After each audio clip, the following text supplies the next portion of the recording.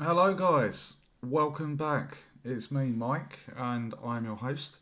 And this is Unreal Engine 5.2.1. And basically, those that have been following the development so far will have seen this other project. I've actually got two instances of Unreal open at the moment. Um, and I'm basically slowly migrating across this stuff to my other project.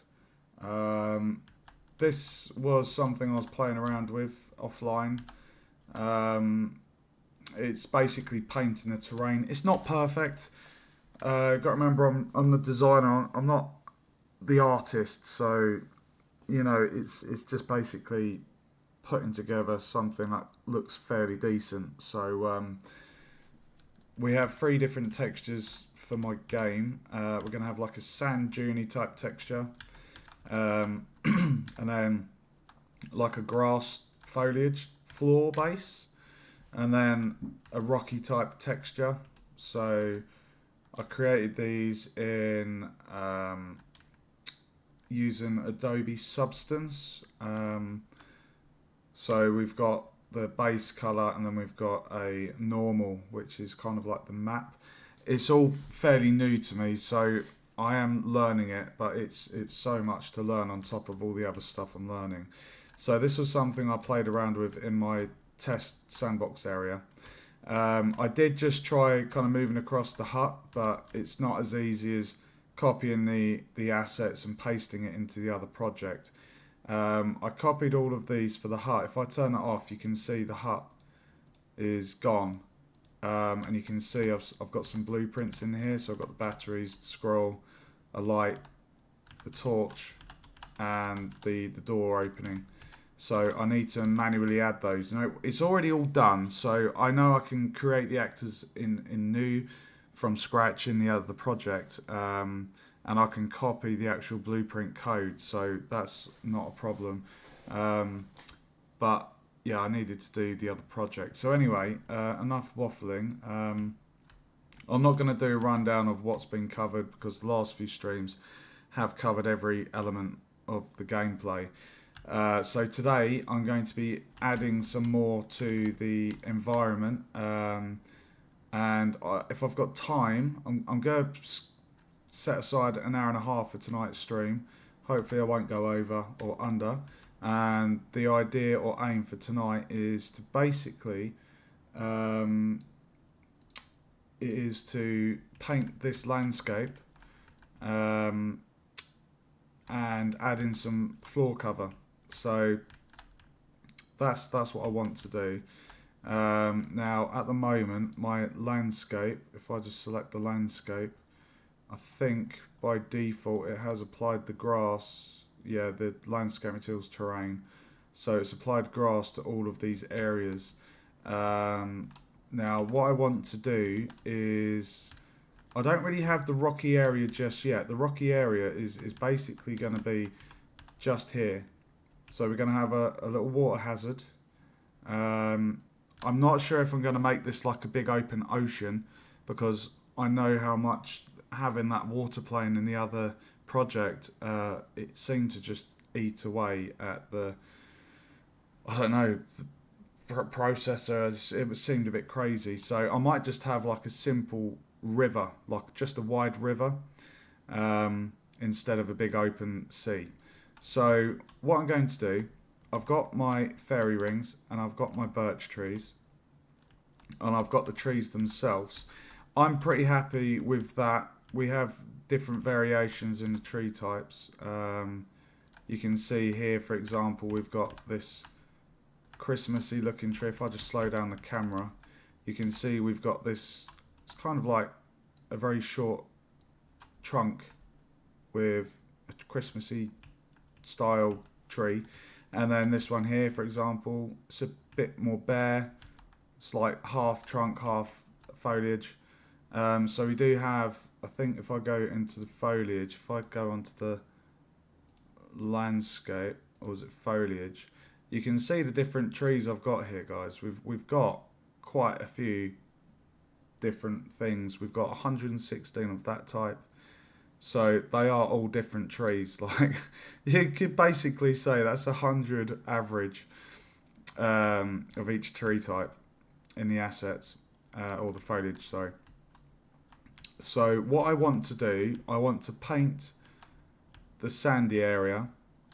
I might add a few rocks in as well to this area.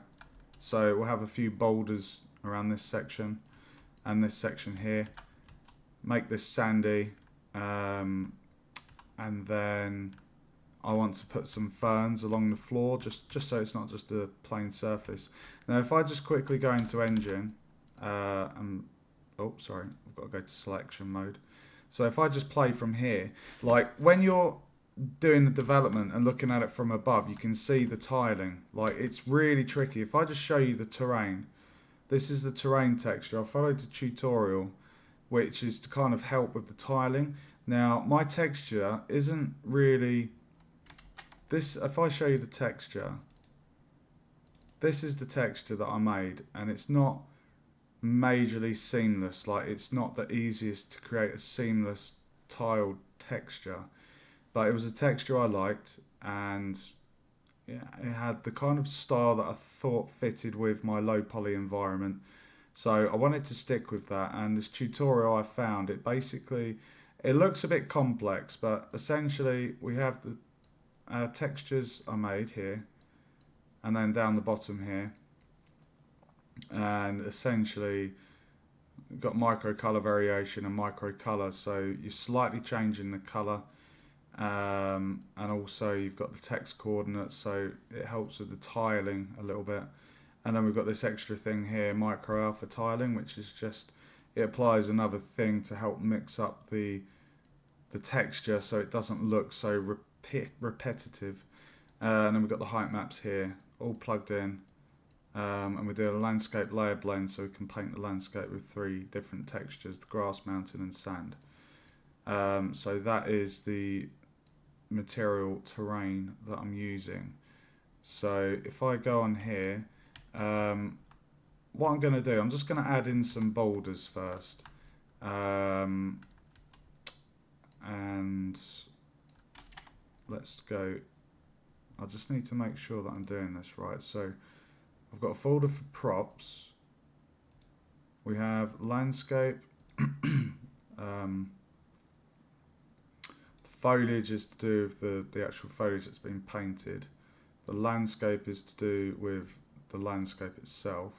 So if I placed a subfolder within landscape and called it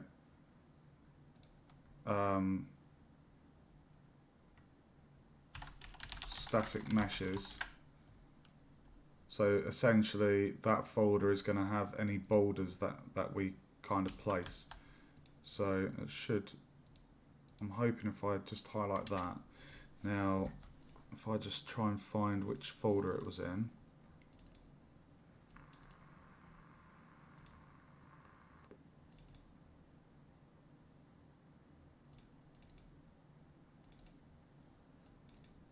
There we go.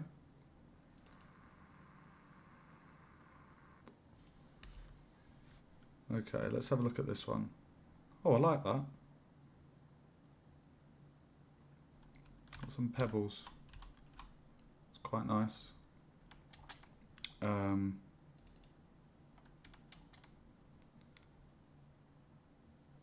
That's a very strange boulder. So I think sandstone, now that might be quite nice to fit with the beach, maybe. I'm going to close that material because that's quite annoying. I mean, the blue rocks are nice. I quite like the sandstone. I think that will go quite nice with the sand texture. So I think I might do that. I think I'm going to place these as, I think I'll do foliage. So if I go into foliage up here,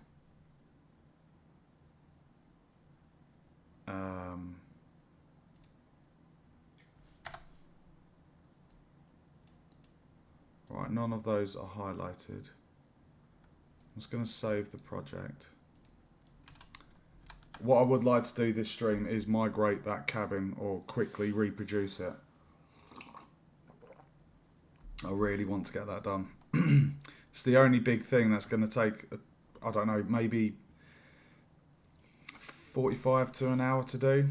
But once it's in, it's in. Job done. Bob's your uncle. Right, so what we're going to do, we are going to, we need to move the content drawer down. So I'm going to select these sandstones and add those to the foliage type. And I think when I did this, I went into first person user generated environments. I think that's where I was putting it. I just wanted to keep it separate to the actual static meshes, just keep things organized. Okay,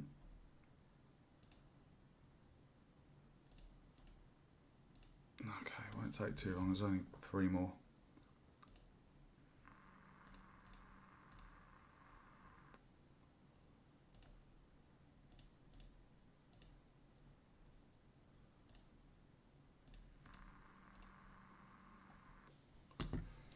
Okay, right. So we have our rocks, so I want to select these. If I just test,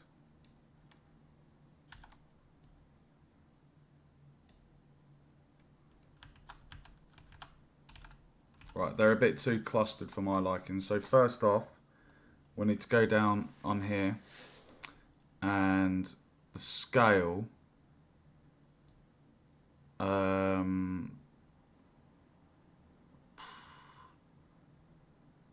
I think I'm going to go for 0.3 is the smallest, and then maybe 2 is the largest.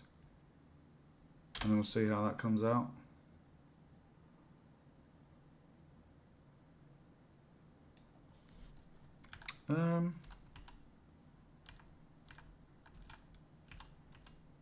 That's not too bad, to be honest. So that black cube represents the player's height. I don't mind that. I think that's I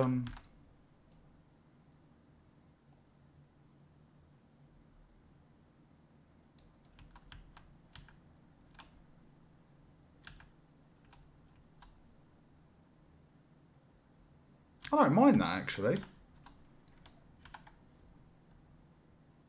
I'm going to go up to 2.3.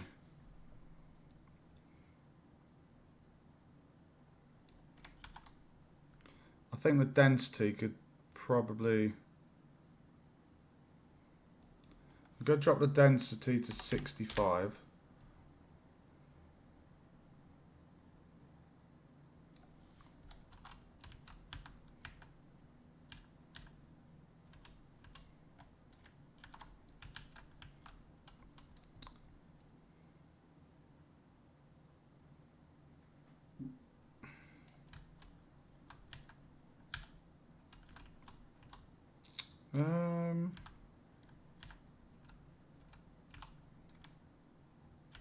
Okay, I'll tell you what I'm going to do. I'm going to up it to 0.6.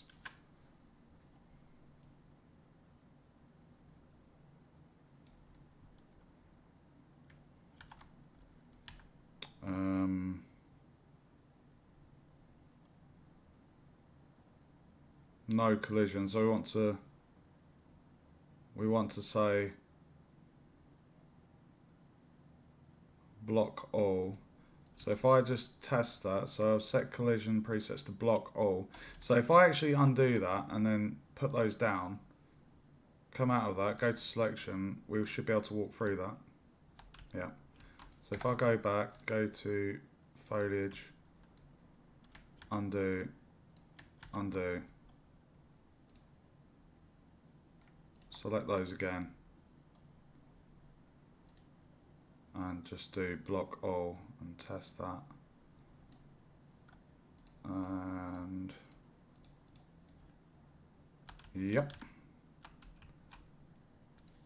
Okay. Foliage, Okay, right, select those again. It's just a little test to make sure that it can't be passed through. So, I'm just looking at the settings here.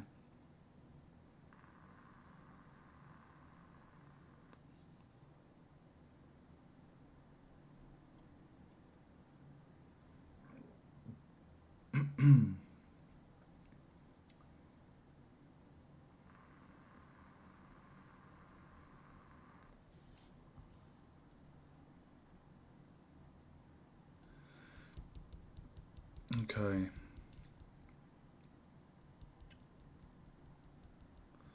I'm just going to try that again. I'm just going to see that I'm happy.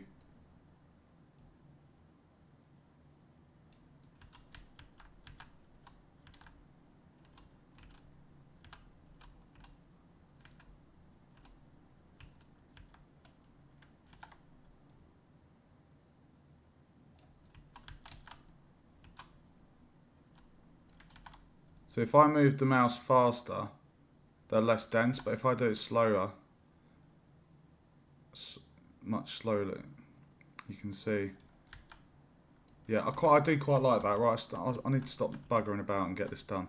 Right, I'm happy with the size. So this is going to be the stones. So I'm just wondering. Okay. Where is that getting placed? Right, so I want it to kind of start about here.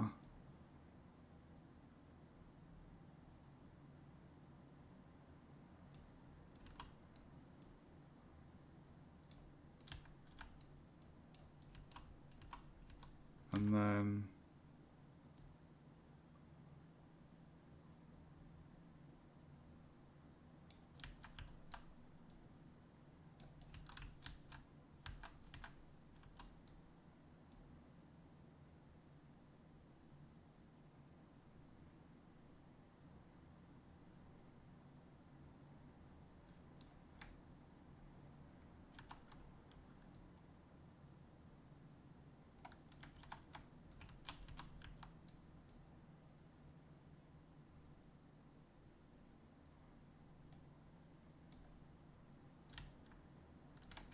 Don't like that odd one up the top there.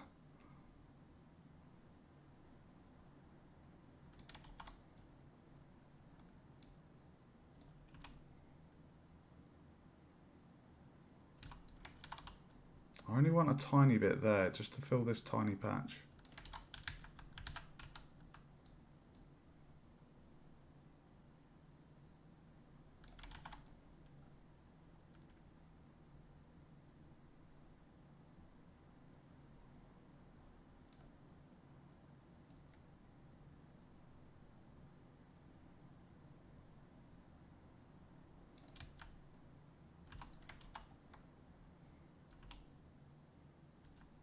I don't like that one.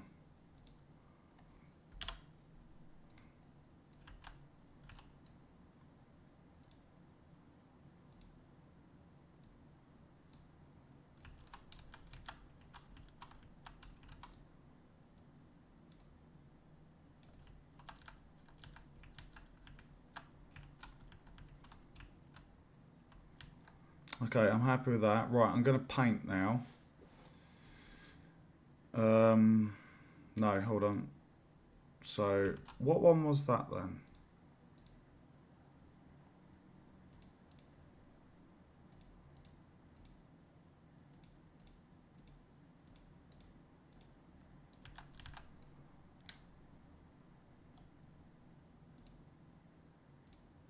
Okay. So, we're going to select our landscape, paint, and I'm going to go for the sand.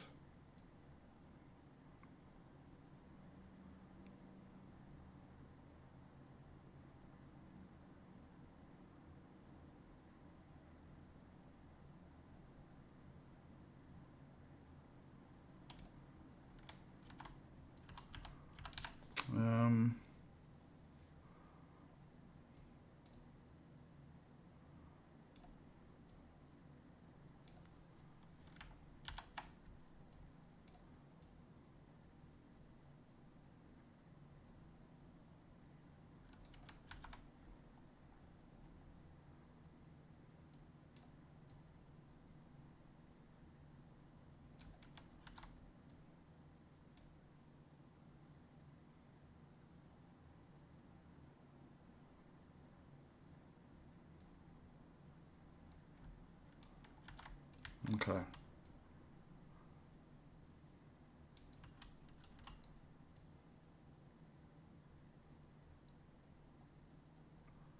I know it's not perfect, guys, but it does the job what I need.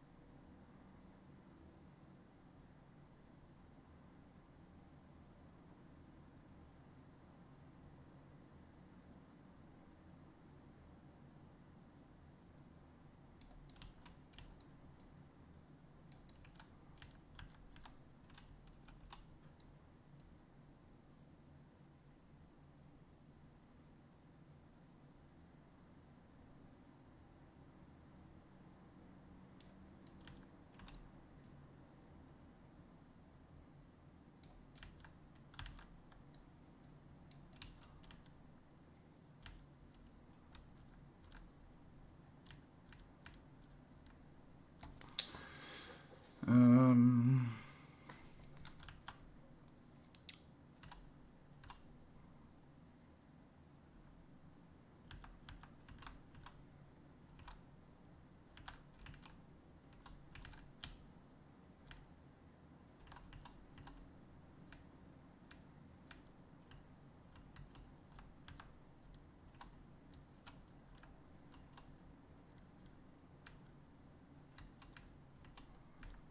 okay, I'm fairly happy with that.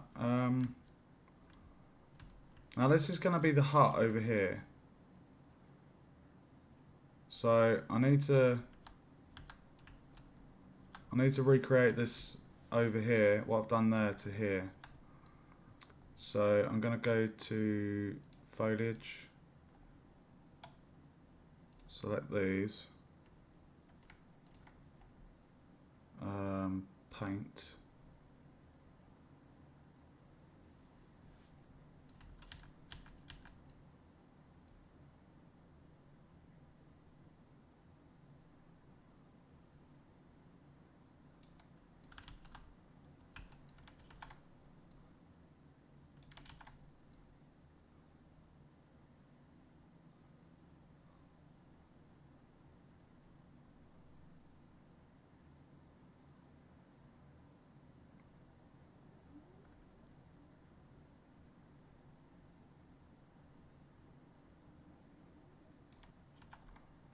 Doesn't want to play ball, does it?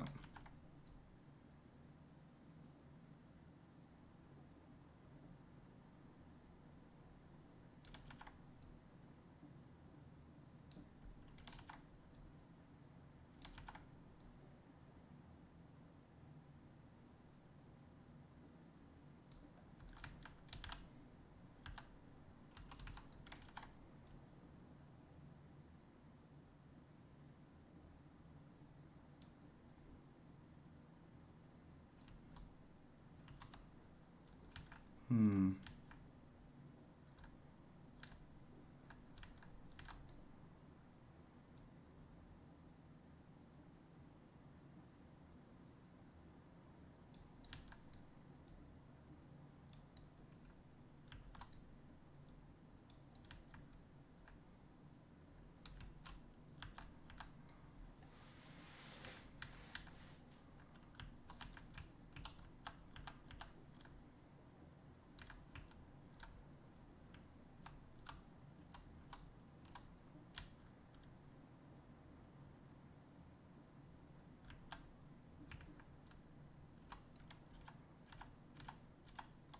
I'm actually going to make these ones a little bit bigger.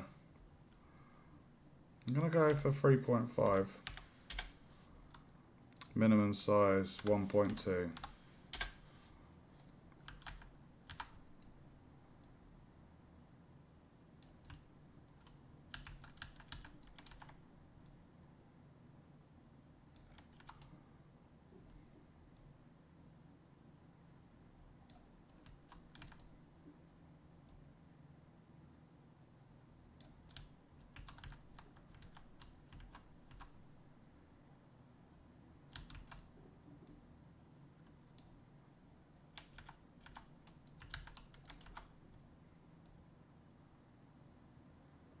Oh, Jesus.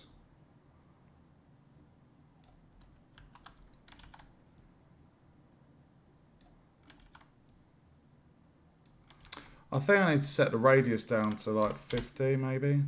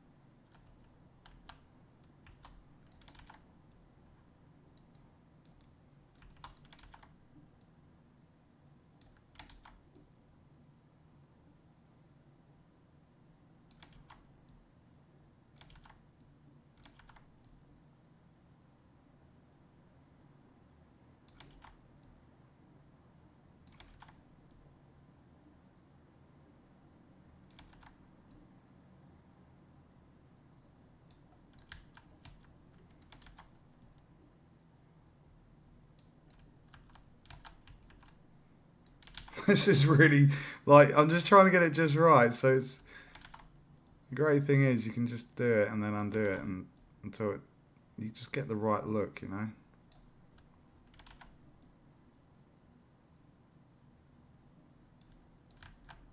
The great thing is with the random yaw and the different scale and size, it does create some quite decent looking variations. So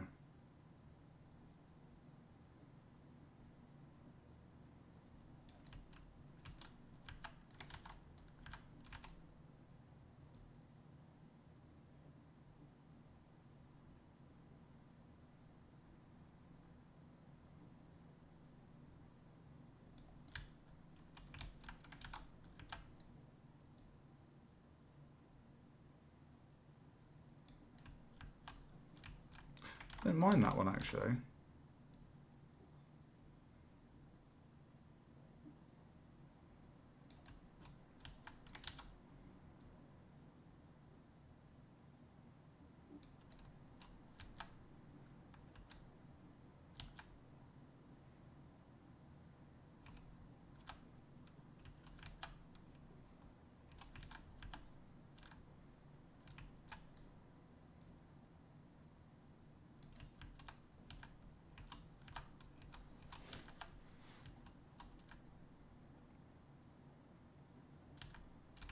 It does seem a little bit odd.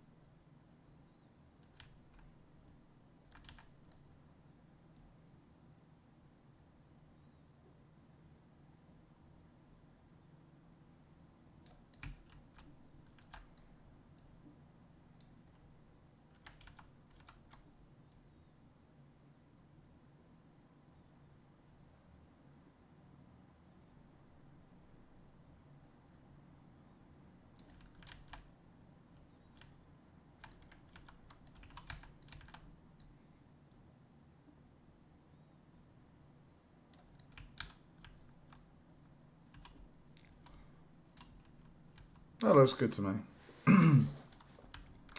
Right, now I think you can select individual ones.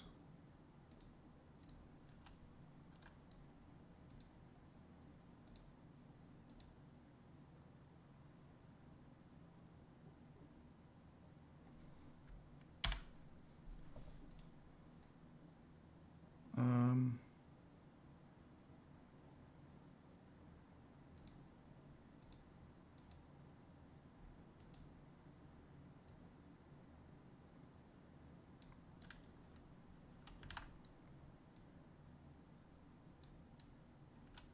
there we go.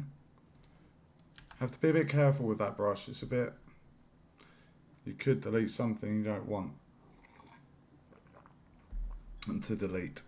Okay, so I'm happy with that as a rough kind of sandy area similar to this. This is a bit more low and this is a bit more bigger. So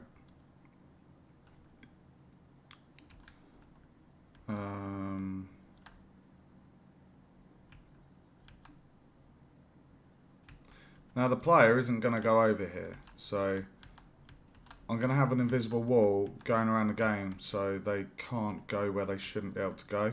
So I don't need to worry about the outside area. I am thinking though, maybe having this bit sandy, so I'm going to go to mesh paint. I'm going to save all. I'm going to go paint, sorry, hold on, landscape paint. I'm just going to see how it looks if I do give this a little kind of, because I like the idea of this being a bit of a sand duney area. So if we just cover the bits where the player will potentially see.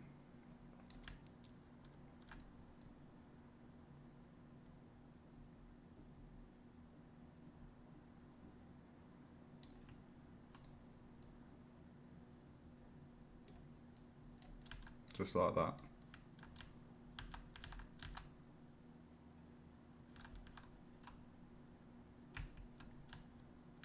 And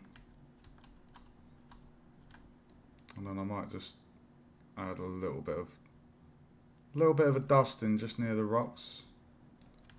You do get some flora, sorry, grow, you know, from sand substrate and stuff. So, do I want to have? Yes, I do. I'm gonna have it kind of go over. So.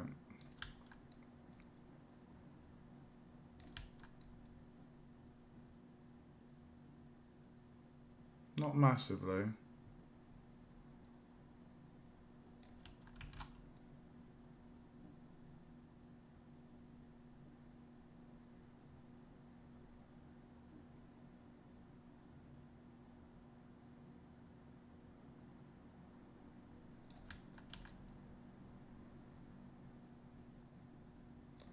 Do the same again here. I'm just going to paint the section. Not worrying about the outside because the player won't be able to see the other side of these trees. So it's just covering a section where they might catch a glimpse.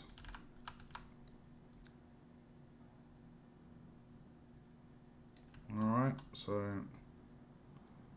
tiny bit of sand there.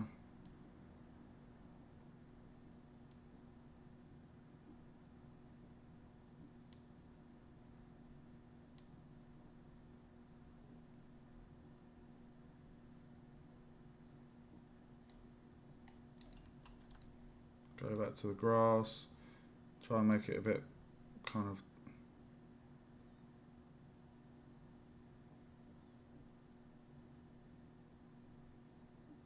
a bit kind of good as I can.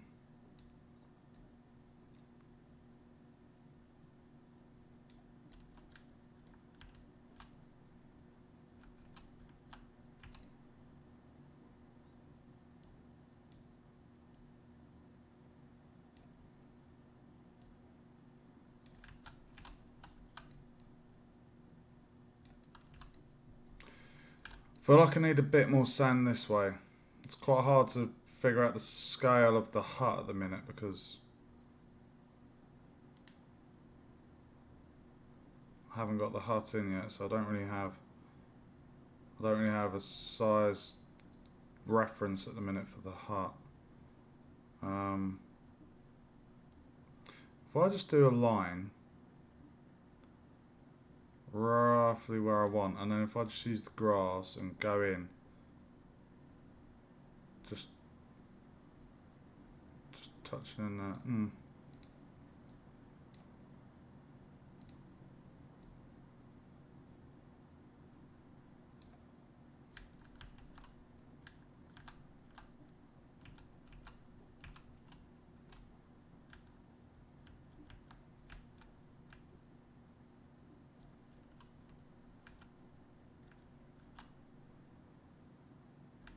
Yeah, okay, I'm happy with that. It's not perfect, guys, but it's the texture, it's the material, 2 different areas here. If there is a problem with that foliage overlapping, we can always remove slight bits. Let's just see how that looks. If I go to selection mode, save, and just test it out. Low poly.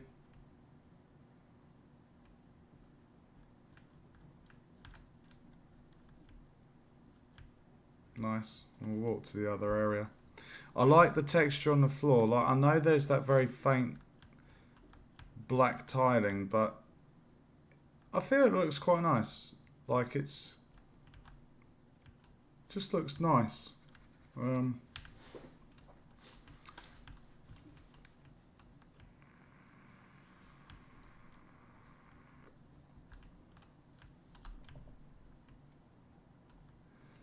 I'm quite happy with that layout of that side. This one, like I say, I'll put an invisible barrier here so the player can't go up there. I was going to add like a fog or something at the end here.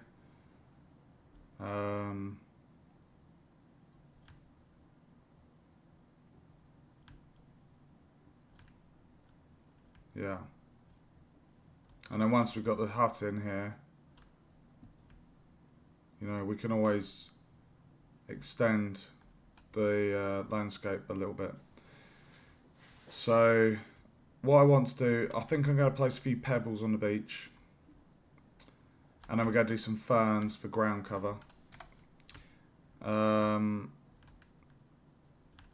rocky area, I'm not going to paint that yet because that's basically going to be for this section. I mean, it is kind of tempting to put in the river now, but I could put the river right here.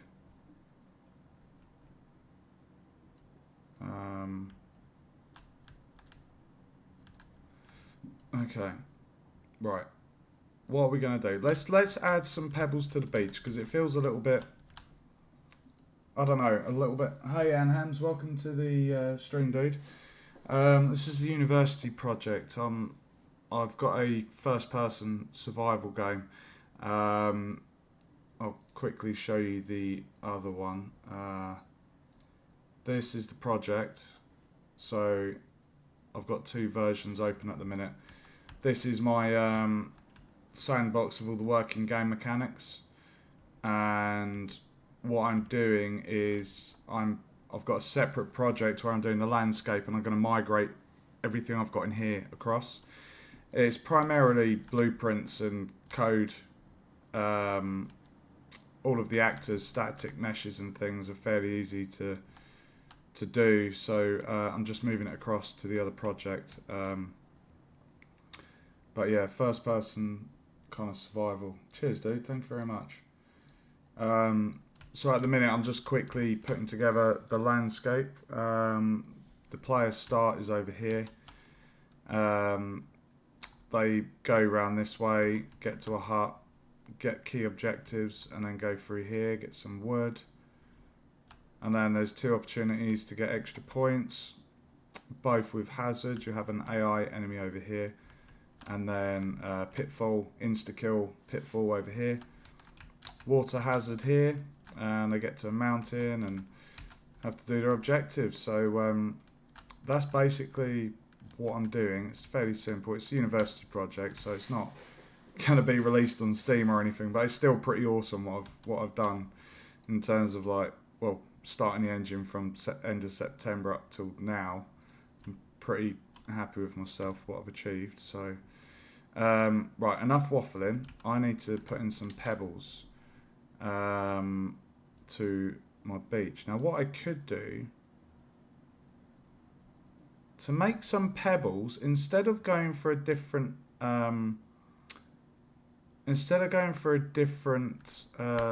what's its face,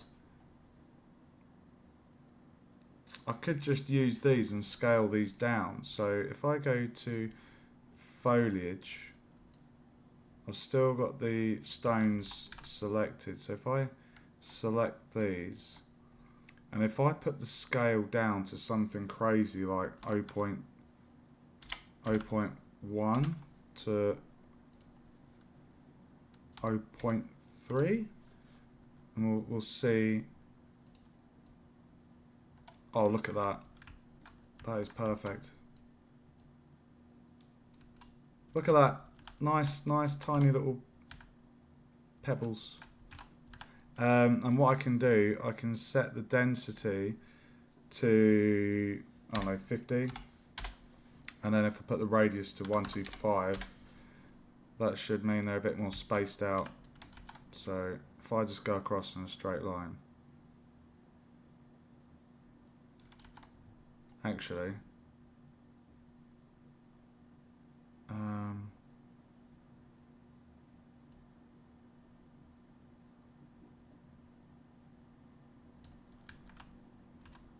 that looks pretty good. I like that. That's instantly added a little bit more something instead of just a plain textured floor. I'm going to do the same over here. I'm just going to add a few. Just a few.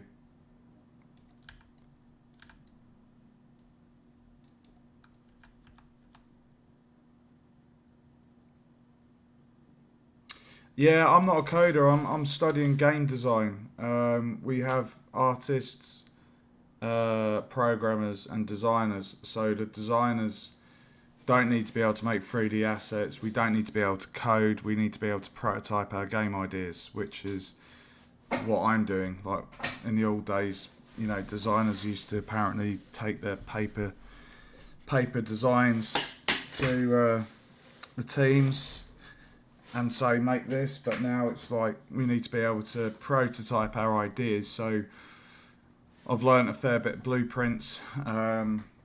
And yeah, it's basically just about being able to put your idea in your head into a prototype and then take it to the relevant departments and say, I've got this idea, this is roughly what needs to happen, polish it up kind of thing.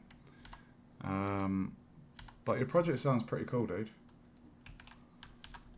What's great is, you know, people that aren't studying this stuff at university, you can still kind of, the Unreal Engine is free to use, so, you know, and it's great. Like, I love it. I'm going to be learning Unity in the new year. But I just really like the Unreal Engine. Like, everything about it is just, it's just so, I love the interface. It did take us, it was quite a steep learning curve, but once you get past that side of it, like, it's just beautiful. It's a beautiful piece of software. You know, it's really nice. It's just great. But I wish you all the best for your project, dude. It's not easy, especially if you're doing it on your own, if you haven't got a team. Yeah, but it's good fun.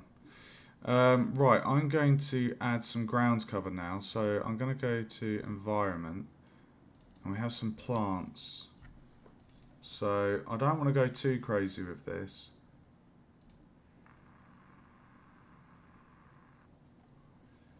But I have got, like, I don't really want to add. I might add 1 or 2 mushrooms, but I like my fairy rings.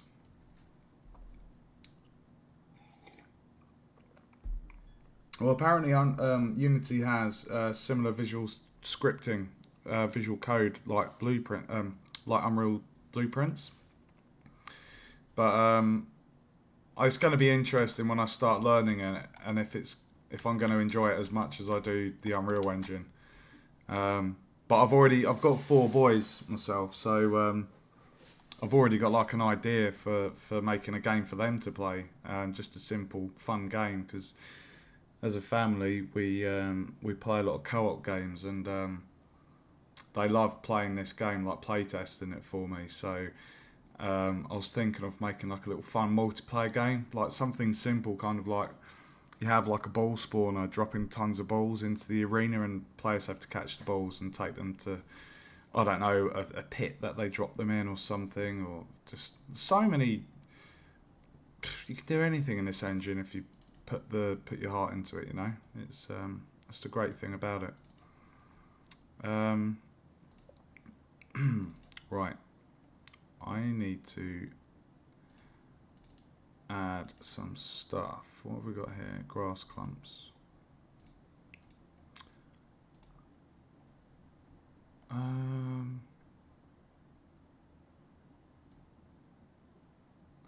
Now I've got 3 foliage. It would be nice.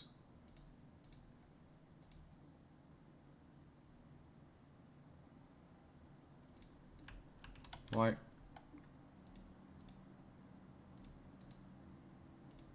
I wonder why. You can see up here the instanced foliage actors. It's kind of, it's split them into parts.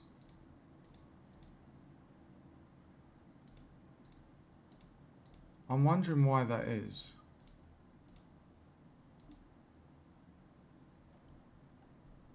It's kind of like I wanted to have one just so I can split up if I've got mushrooms or if I've got something else, or I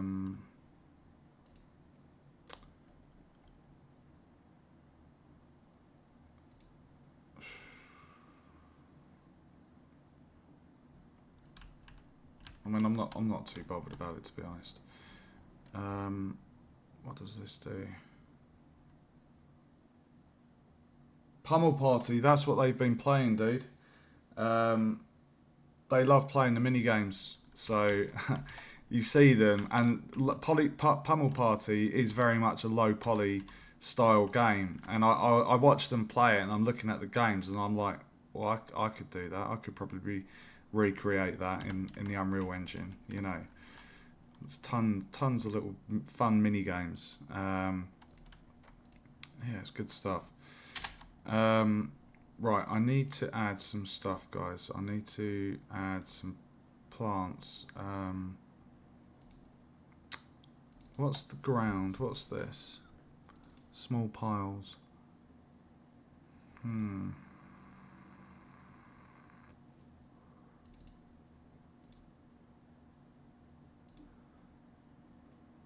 Should I have grass clumps? Or is that... I'm just thinking with the grass clumps, they might not really fit too well. I mean, they could do. Now, there is an option. Affected by wind.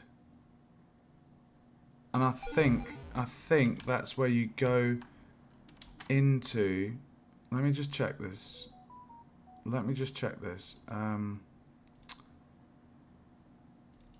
Foxgloves. Now, I'm going to try this, right?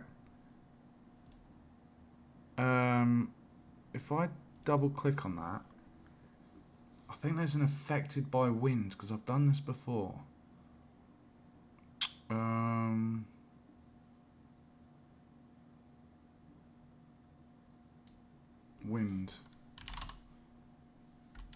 I know I've seen it. I know it's in here. if you guys know where it is, do drop a comment. I have played with wind. It's oh, where was it?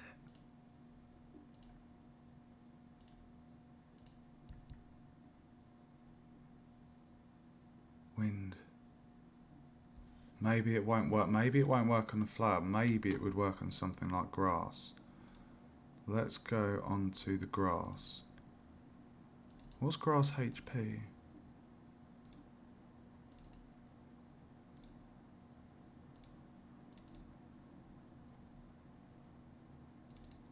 Maybe this would do it.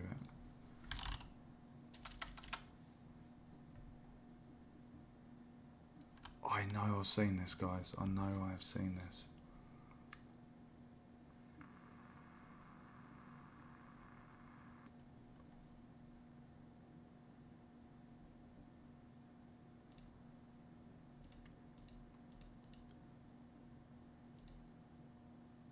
Where was the setting for it?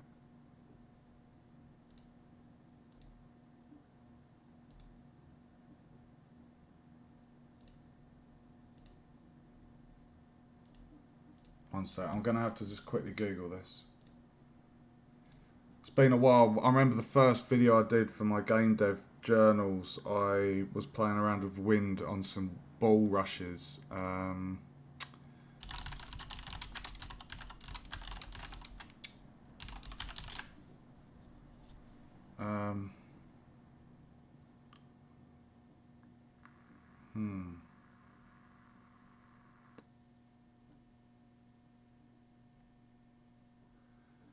Material instance.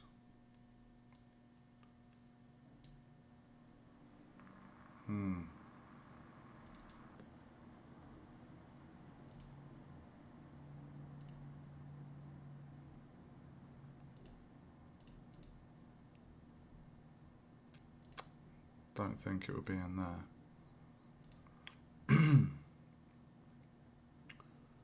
That's a shame, because if I could have the grass moving, that would look really good.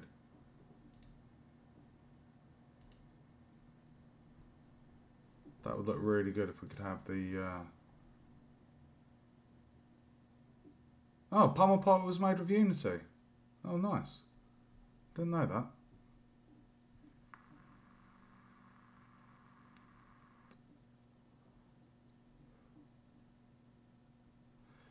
Okay, so it's basically... right, it's looking like Quixel. It's looking like Quixel is a wind thing.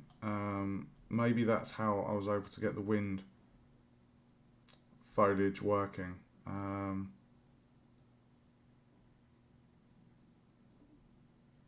Give me 1 second. Let me just mute this. Yeah, I think it's a... Oh, that's a shame. I'm pretty sure that is a wind thing. Okay, what I'm going to do, I'm going to stop buggering about. I'm going to go back up to my foliage. I'm going to drag this across and...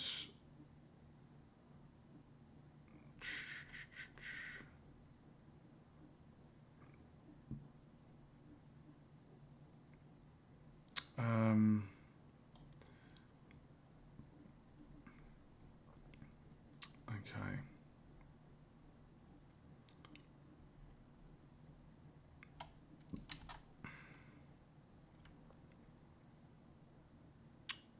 Yeah, okay. Right, so I'm going to, what I'm going to do, I'm going to whiz through, I'm going to do 3 things.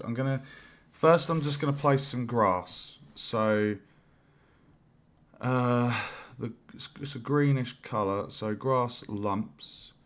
I don't want to do grass blades, I'd rather do grass lumps, just add some grass lumps. So, I'm going to pick out a few varieties here. So, what's this one? Oh, that's nice. I quite like that one. That's a nice size. We'll go for that one. And what's this one?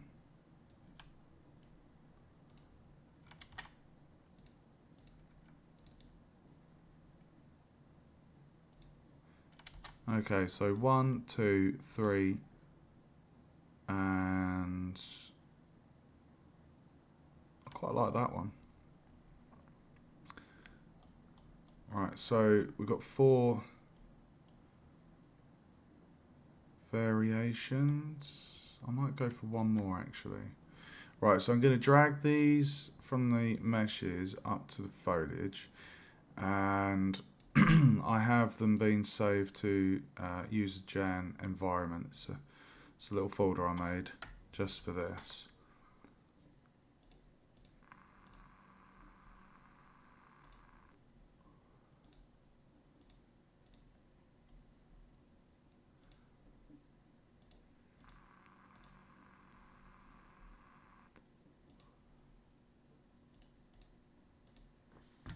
Okay, so now get rid of the drawer, come down here, and we've got them selected here. So we've got 5 varieties, and what we're going to do, we're just going to see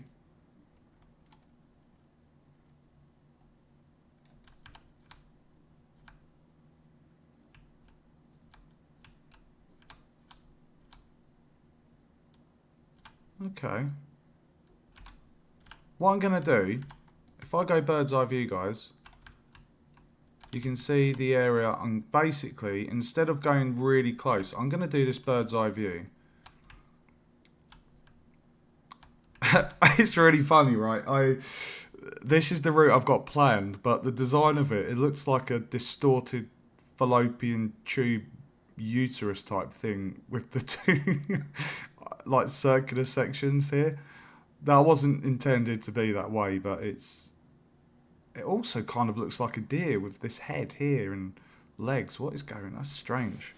Okay, so I'm going to increase the brush size, which is up the top, and that's a bit too big, so I'm going to lower it down a bit. I basically just want to do the inside stretch, so if I do it a tiny bit smaller, I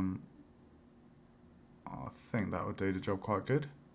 So I'm going to go bird's eye view, go in the middle and go straight up. And I've got my foliage. I'm fairly happy with the size.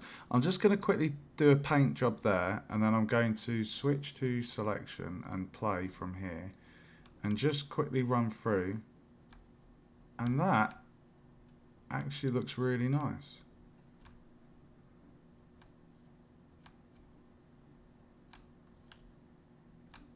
I mean, I'm quite happy with that height. It looks just about the right height, actually. Like, it's not...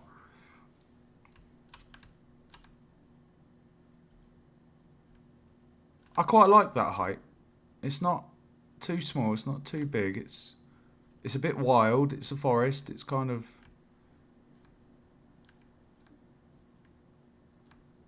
Yeah. Yeah, I quite like that. Okay, escape, foliage, go back, undo that, boom, boom. Right, so what we're going to do, we're going to go back onto these, and we're actually going to set, because at the minute their scale is set to being the exact same size. So with the random yaw, what that does, the random yaw, extra tiling, yeah, so basically I've not really done too much with the tiling. I made these textures myself, and I followed a tutorial for mixing up the tiling, which has actually helped quite a bit. I'm fairly happy with it as it is. I know there's that black line. It's not the best seamless tiling texture, but I'm gonna see. It's not something I'm majorly concerned with. If it does become an issue, then I can always just try and find a better texture that looks less tiled. But I'm not worried about that at this stage. My main focus is just to get the foliage painted, get all of my functions from the other project into this one, and then after everything's in, if it is bugging me, then I'll look into it. But for the time being, I'm going to leave it as it is. Right, so what I want to do, I want to set the scale to be between, I don't know, say 0.4 to maybe 0.8. So if I just do that quickly, that's basically going to mix up the size of the thing. So I'm just going to, oh nice dude. Yeah, the materials and things is a whole new kettle of fish for me. It's a little bit scary. I'm not gonna lie. Hold on, what's going on? I did just set that to 0.8. Why has that gone back? Okay, right. Let's do this. So I'm going to just paint. I'm going to go through here. Paint that bit there.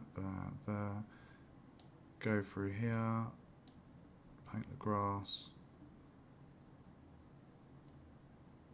Oh my god, can you see the figures going up?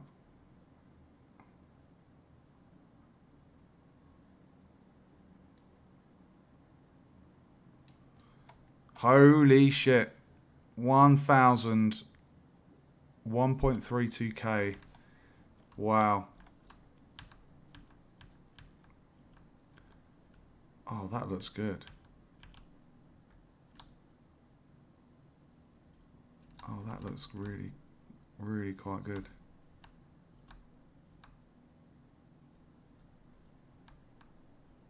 I love that Diddy tree. That's so cute.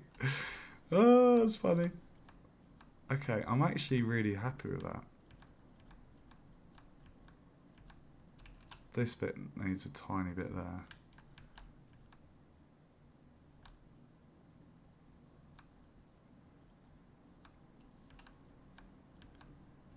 And that bit there, maybe. I'm actually quite happy with that. I like that a lot. That's done a nice job of just painting a bit of grass. Okay, so next we're going to deselect those. We're going to save. So we've got grass, we've got trees, rocks, grass. Let's go up and see if we can add just a couple of flowers.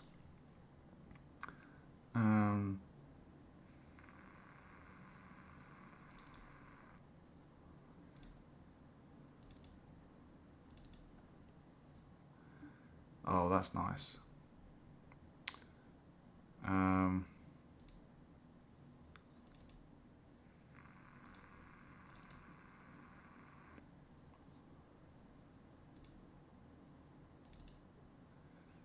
The ferns I'm going to use as camouflage for some of the traps. Hey, Si. Welcome to the stream, Si. I'll give you a little run through in a second, Si. I'm just adding some ground cover to the terrain. I'm just quickly picking out some more items to put in. What foxgloves have we got? We have a pink, a red, and an orange. Okay, right. So what I'm going to do, I'm going to select that one, and that one. I quite like the white one. And we're going to drag these foxgloves up to here. Quickly add these into there. Environment. Okay, got my foxgloves. Let's add in bluebells. I really like that one, and that one.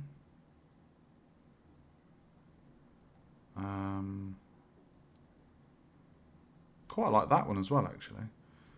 Add those in there. First person, user gen, environment. First person, environment.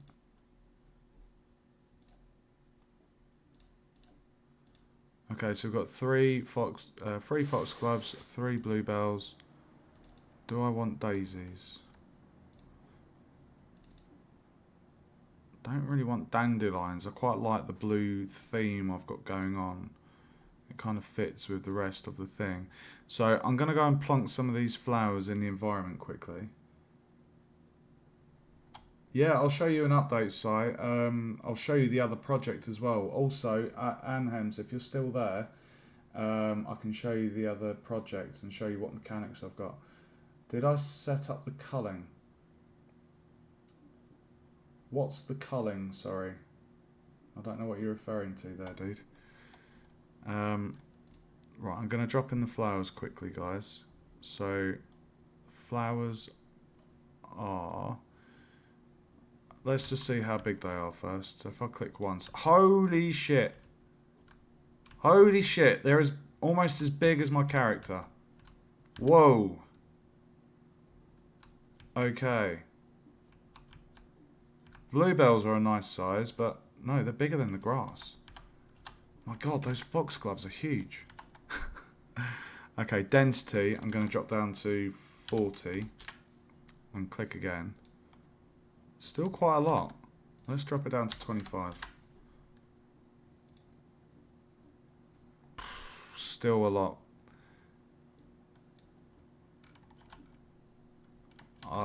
That's a bit too much for me. I'm going to drop it down to 15. And I'm going to set the radius to 50. Actually, I'm going to do 125 on the radius.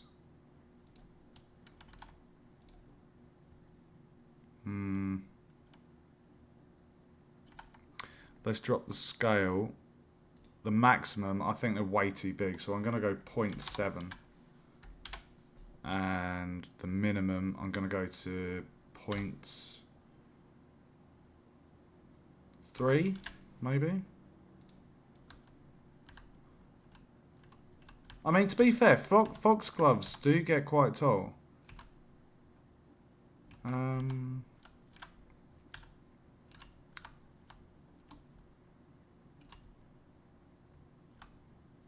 That has got to be... That's got to be the smallest bluebell in the world. Look at that. That's Diddy. It's like a little dwarf bluebell. Oh, that is funny. That is really funny. Oh my god. Okay, right. Maybe that's too small. Let's go 0.5. 0.5, 0.7. I like that. Right, I'm going to do the same as I did before. I'm going to undo that. I'm going to zoom up and get my weird fallopian tube type level. And I'm just going to give it a light dusting. So I'm going to drag up through the woods. Oops, I just accidentally pressed the right mouse for some reason. Zoom back down. Okay. It's annoying. Right. Left mouse straight through the trees down there and then up here.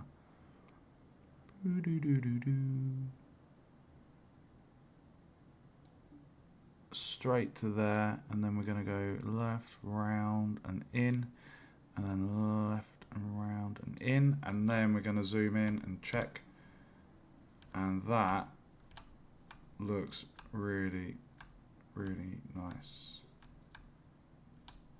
Is that too much? I mean, you can see they're definitely different heights. Look, if I slow down the camera zoom, you can see these two foxgloves are definitely a different height. I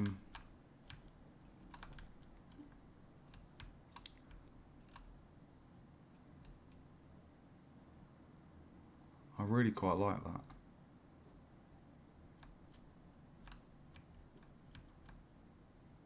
What's the cheeky bastard bluebell doing in the fairy ring? You're not allowed in there. I do quite like that. I mean, it's a nice mixture. It's meant to be a bit of an enchanted forest, so I quite like that. I think I'm going to keep that as is. I like that. I'm keeping that as it is, guys. Is PCG not something that... What's PCG? Sorry, Anhams. I don't know what PCG is, dude.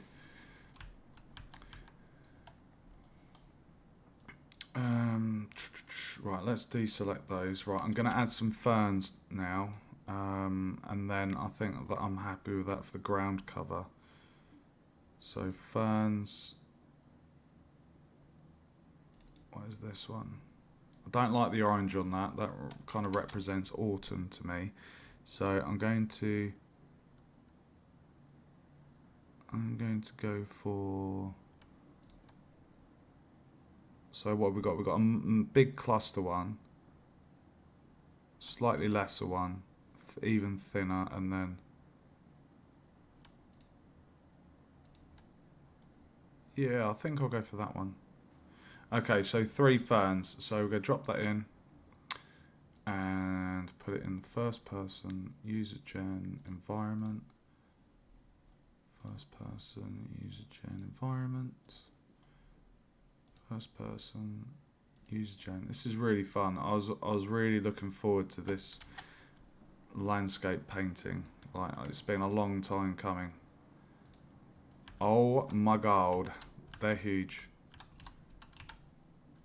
They are huge. Way too big. Undo. So the density as well was way too clustered. So I'm going to put density at 25 and test that. Still a bit too many for my liking, so I'm going to go down to 12. Going to try 9.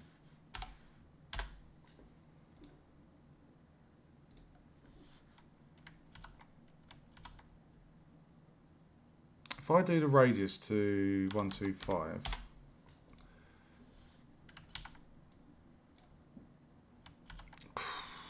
still quite a lot. Let's do 200, 225.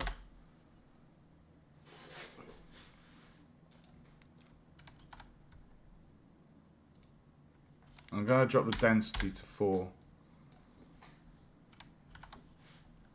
And I'm going to set the scale of those from 0.2, no, 0.2 maybe, to 0.6.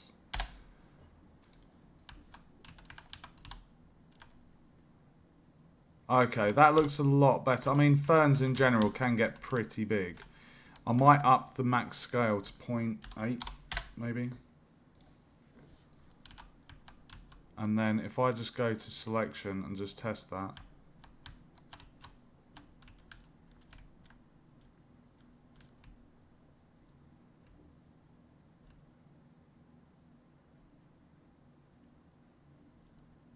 I love it.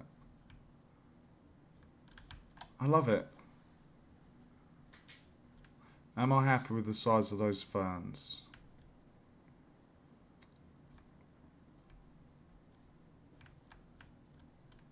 They feel a little bit small compared to the size of those flowers. So I'm going to go back to foliage. And I'm going to undo, reselect my ferns. And I'm actually going to put the scale back up to 1. I'm going to make the minimum to 0.4.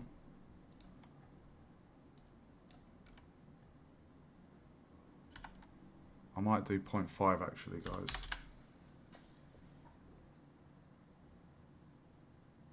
Ah, no, right. So I, with our course, this particular course, we're stuck to 5.2.1 engine, so we can't use any other version of the engine for this trimester. So, I mean, procedure generated content would be great, but I've only started September this year, dude. So, you know, that might be something going into year 2 or 3 that I might learn. But for the time being, this is all kind of how I'm doing it. So, yeah, it's... Oh, hold on 1 second.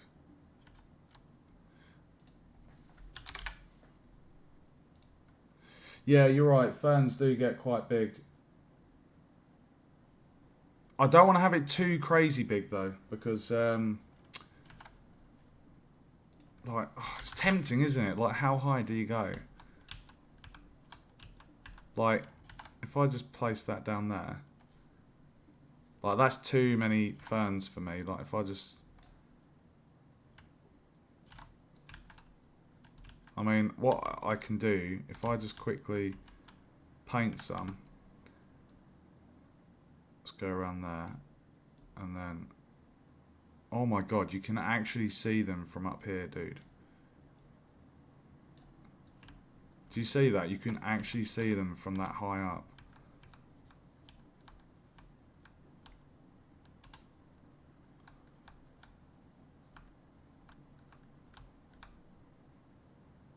Fuck. Flower growing through a fern. Oh.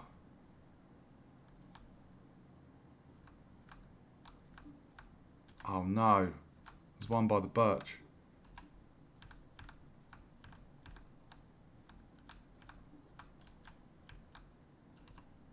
How did I get one up there?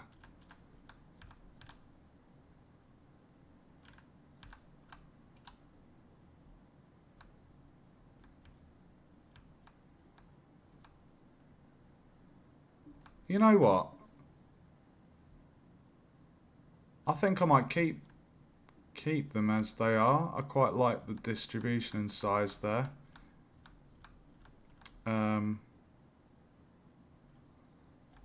Let me just... I didn't want to have tons because I don't want it to distract from the grass and the other foliage. But I think what I should do is just quickly go into the arrays, because there was one that was touching this. Ooh, that brush is a bit big.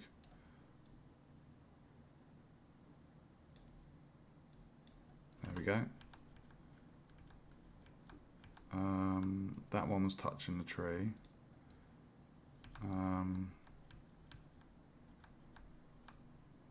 I'll leave that one.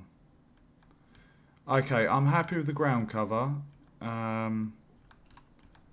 feel like I need to just quickly add some kind of grass to where the trees are, because it looks a bit silly that the ground we're walking on is kind of just, well, it's all decorated and the trees aren't. So I think I need to quickly do a grass thing for the trees. I don't want to go too crazy with the ferns. I mean, yeah, I mean, I could do ferns behind the trees. All of this area, though, the player isn't going to be able to go out of this area, Anhems. So the players, I'm going to put invisible planes in, so they stop the player from going above, well, basically this tree line where the mound is, where the ground starts to go up. So the player won't be able to go above there. But yeah, I'm thinking just quickly adding in some grass around the base of the trees. Blocking volumes. No, I was gonna manually put in some planes along, so I can customize exactly where I want the player to go. And if you look straight up from above, those two black cubes are the player's start, basically. So I was just going to put like an invisible pane going along, and doing it from a bird's eye view, it wouldn't take too long to quickly create an invisible barrier. You know how most games have that, where, you know, the player is exploring and they think they can go somewhere and then they just hit an invisible wall. So I was just going to do something like that, really. Right. I think what I'm going to do, I'm going to deselect my ferns. And... oh, God.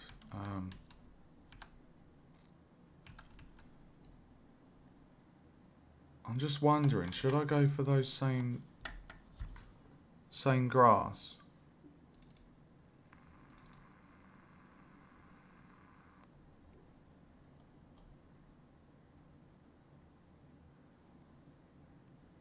Because naturally, the grass where it's not as well trodden is going to be a lot thicker and higher.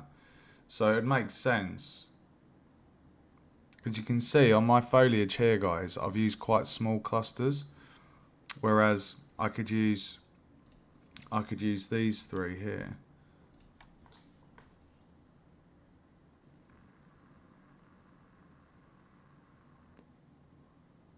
Ah. Do you know what version that's in, dude? Is that in 5.2.1? I'll take it. Is it similar to the nav mesh? Where the nav mesh you assign where the AI can explore. Is it similar? Is it similar to that in the sense that you can put in a block and it highlights an area where the player can't go? Is it something like that?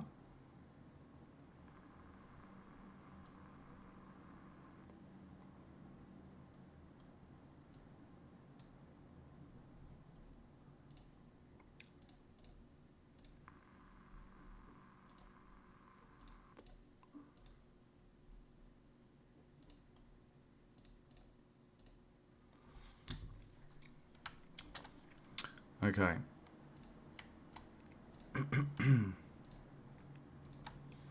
Right, I've got my grass. I'm just gonna increase the brush size here.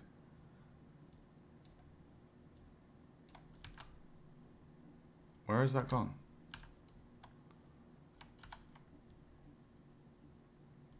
No. Redo that. Oh, no. I didn't have the paint on. What a numpty. Paint. Okay, I'm going to make that bigger. I'm going to go for 2 and 1.5. If you go to the cube with the plus, then to the volumes, it's right there. That's not something I've done before. Is that fairly easy to do, Anhems? Because I don't want to, like,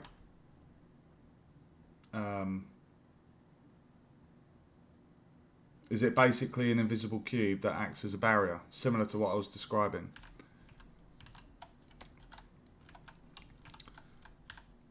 Right, I'm going to quickly just put in this grass.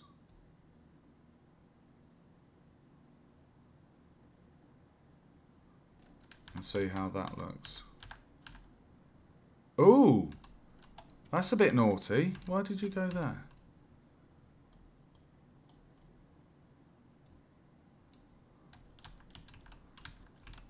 Maybe I should do this like this. Hold on.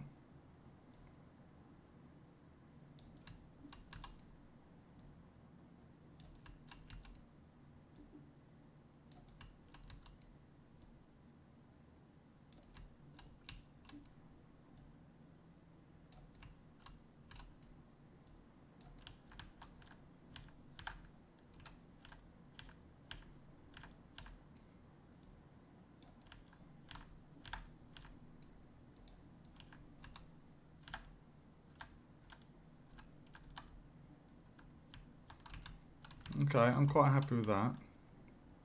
I'll look into that, dude. Thanks for making me aware of that.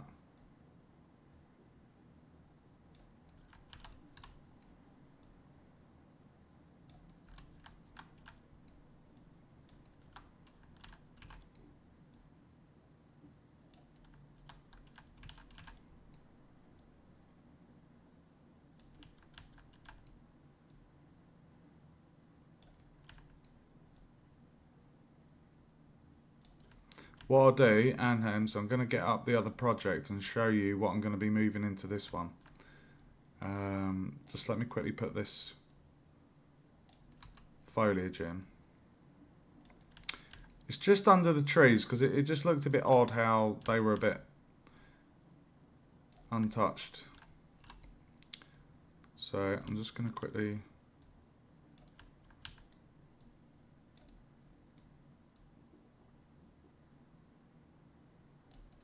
because it would naturally be a bit overgrown in that area. So, and then what we'll do is we'll run through it in first person. And, oh, I didn't mean to do that bit.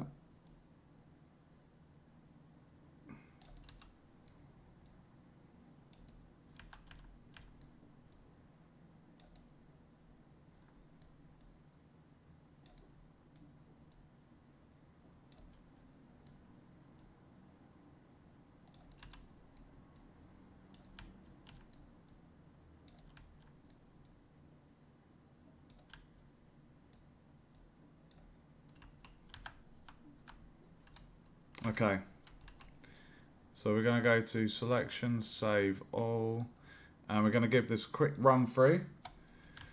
So, oh, hold on. If I do new editor window, full screen, there we go. Okay. I like those stones. These pebbles look great. These are basically massively reduced scale of these ones.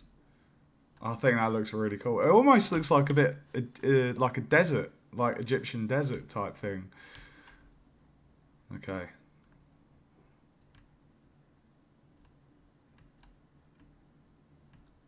Oh wow, that really does look like a wild forest.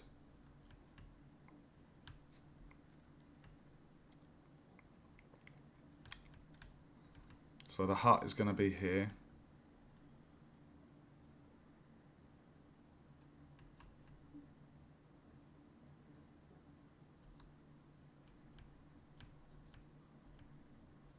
Love it.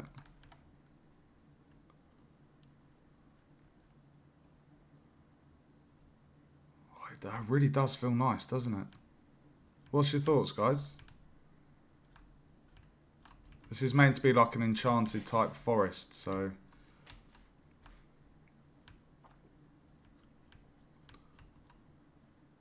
Trees.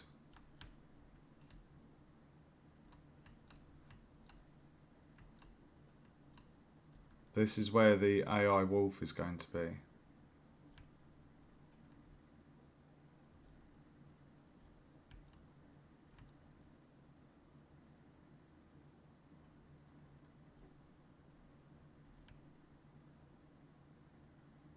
I'm really happy with that.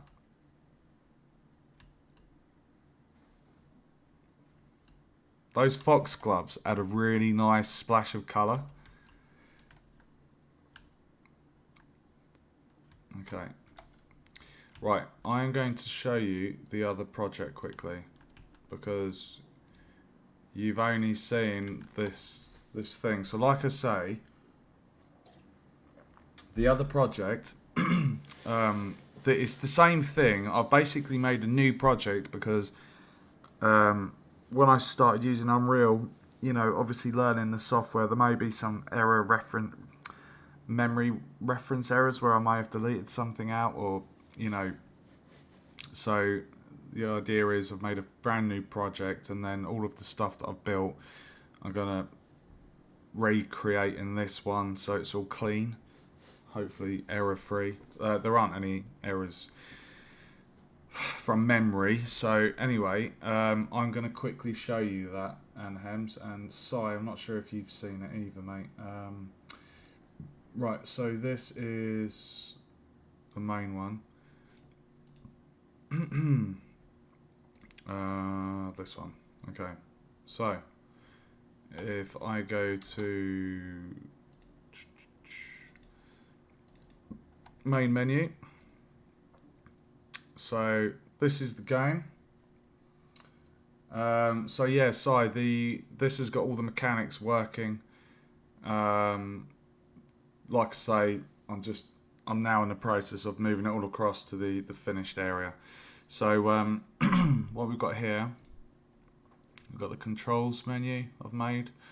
I did this all in Photoshop, so it's just player buttons essentially. Go back here, we've got settings, so you can adjust and save these. Yeah, yeah. Well, this is just the crow was going to be an AI enemy in the cave that I'm adding, but I think it's overdoing it because it's yeah. I've already ticked off the box for adding an AI enemy into my game. I might keep the crow in there just because he looks cool. Um, so yeah, the settings. I don't know if you can hear that. Basically, when you hold the sliders, oh, I've got it so the music plays, so you know when you're adjusting it what volume it's going to be. Same for the effects. And what the player can do is, you know, choose between whatever they want. They click apply, and then it sets those values and saves them as like a custom file for user settings. And then if they were to close the game, reload it, it would remember what they were. So new game. So I've got a health bar at the bottom, score and timer. The reason I'm on this platform is because when I was first designing the AI, the wolf would just come straight for me because of the nav mesh. So I'll show you the elements we've got working in the game, and now you've seen the terrain building, you'll see how the elements work together.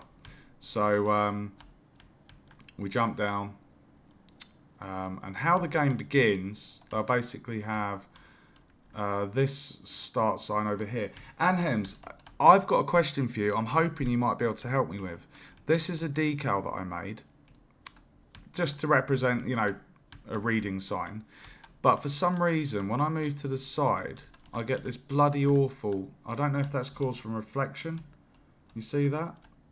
There's like, it's like a very slight white outline around the blocks there. And it's really annoying because I've got these other decals I've made and they don't do it. I don't know why it's that one. But if you know how I can sort that, I would be so grateful.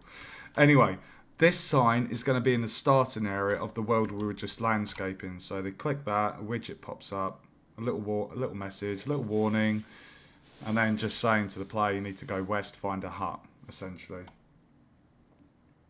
Yeah, so I think it is a lighting thing. I did ask AI about that and what was causing that, and it could be very much lighting related. These wisps are my score factor, so you pass through those and it adds to the score.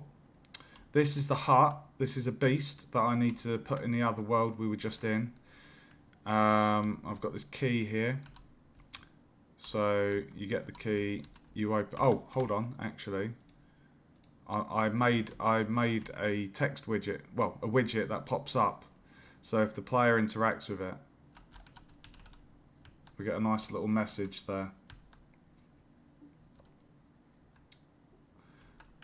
And then they get the key, they open the door. And then we've got a functioning light switch in here, so lights up the room. And I've added the scroll with player information there. Have a little read if you like. Written by yours truly.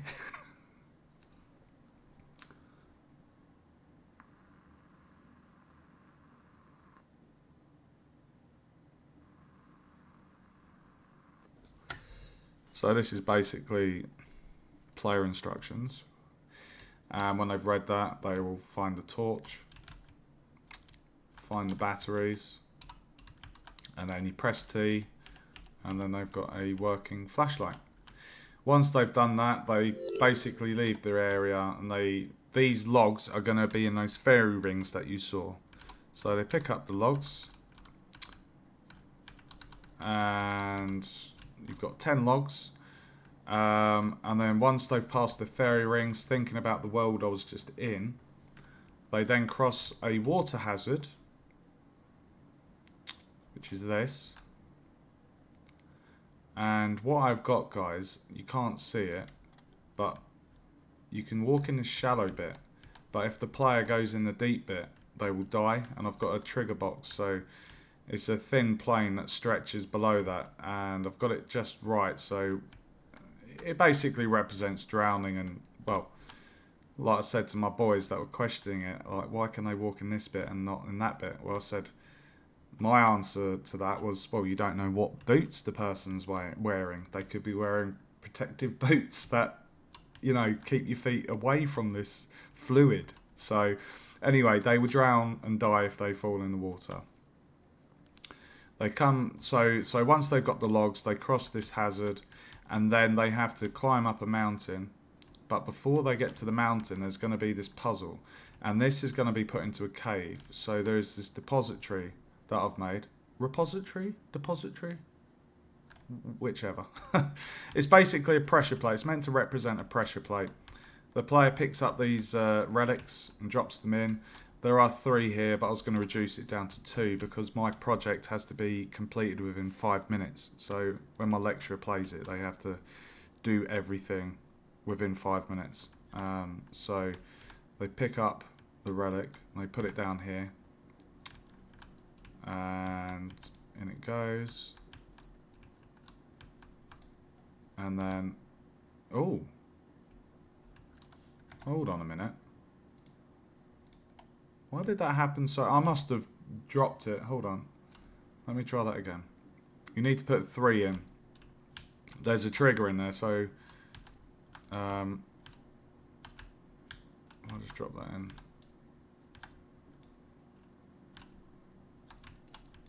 Basically, that gate comes down. There we go. You get the tinder bag, which has firelighter materials. And they need 10 logs, like the instructions said. And then they would essentially push 2 of these blocks to be able to get to a higher position on the mountain that I need to put into the terrain on the other project. When they get to the top, there will be this brazier, and this was the little sign I put together. It's got that shitty white outline because it was done in Photoshop, and yeah, it's not meant to be perfect. It was just a quick whip together. So yeah, the brazier will be at the top of the mountain. They put the logs in, and when they light that, it will have a 7-second delay, and then they've won the game. We've also got this moving trap, which I added in, which I love. And I had to add a 1-second delay to players taking damage because they basically got insta-killed in like 1.5 seconds. But I quite like that. I did a knockback effect to it as well. Over here we have an insta-kill pitfall, which is meant to be poison-tipped bamboo stakes. I'm not going to jump in there, but those are the 2 traps. We've got a moving one, we've got a static one. And I'll show you Wolfie. There's also health pickups. So I've got drumsticks. They give 25% health. And this is my little pet Wolfie. When he gets line of sight with the player, he chases. He does 25% damage to the player. And yeah. Oh shit, oh shit, oh shit, oh shit, dude! Oh shit! So, yeah, I'm out of the safe zone. So anyway, you light the fire. Just like that. And then I've also got to check the save point feature, the little diamonds that I don't know if you saw.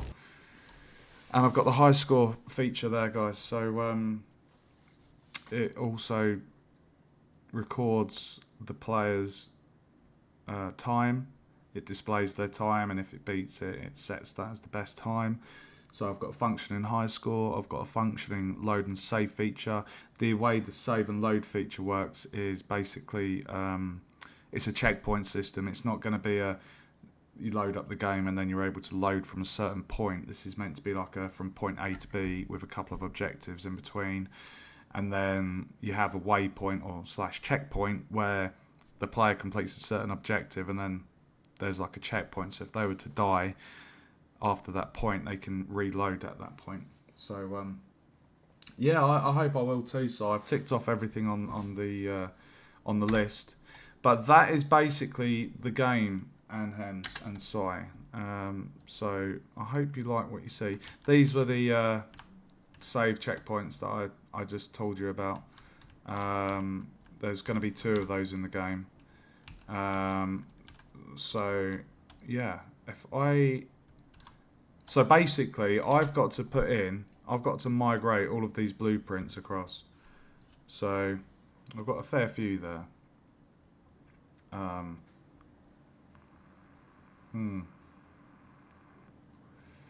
But what I'll do is I'll have like I'll make a little checklist because I know exactly what needs to be in there in the game. So I think what I want to try and do, I mean, if I go back to the other game quickly, this one.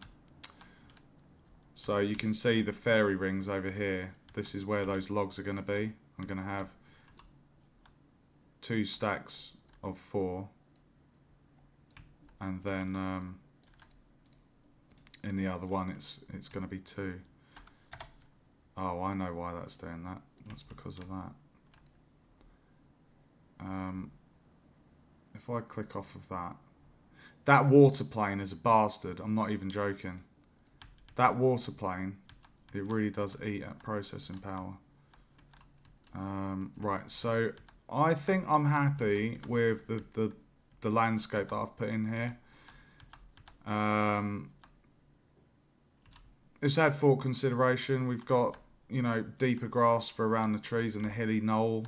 And the section where the player walks is lower. So, you know, it's all kind of had a bit of thought process there. We've got ferns, we've got flowers, we've got grass.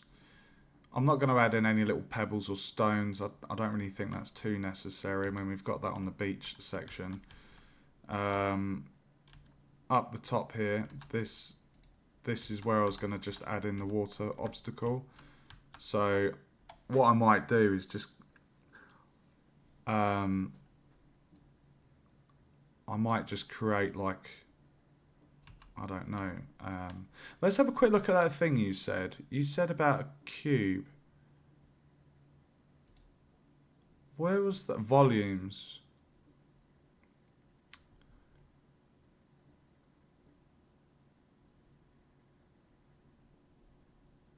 You said about volume. I know about nav mesh.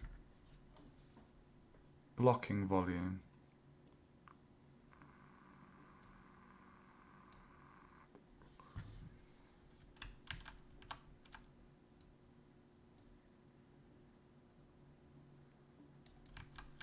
So that basically stops the player from going where they shouldn't be able to go.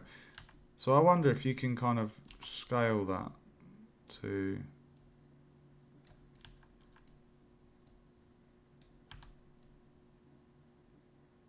Bro, that's perfect. So I can literally... Dude! Anhems, you taught me something new, dude. That's really cool, bro. I really appreciate you doing that. I really appreciate that. So if I had that, I can... It'll take a little bit of a while just to whiz through and do that, but I'm fine with that. So do you need to do anything? Do you literally just drop it in, shape it to how... Like, I could have that super thing, because obviously it doesn't need to be a massive thing. I just need like a...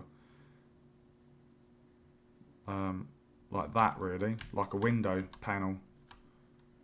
So once you've dropped it in, is there anything you actually need to do after you've done that? Or can you just place them where you want them and leave it as is?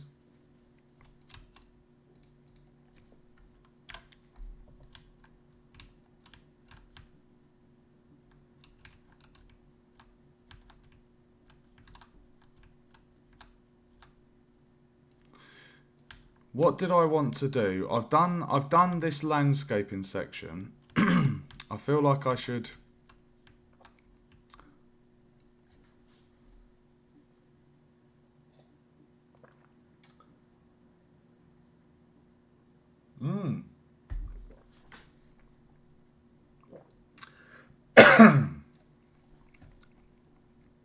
Let's have a look.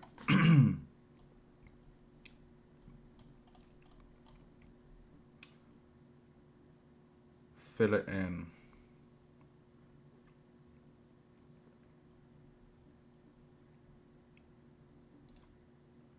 Invisible wall.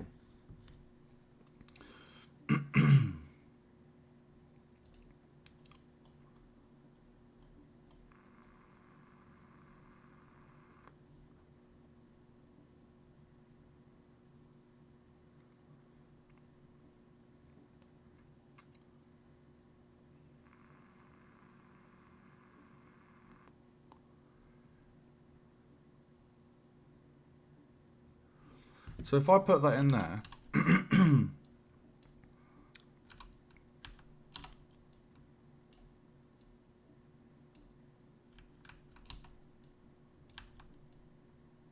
I just test this,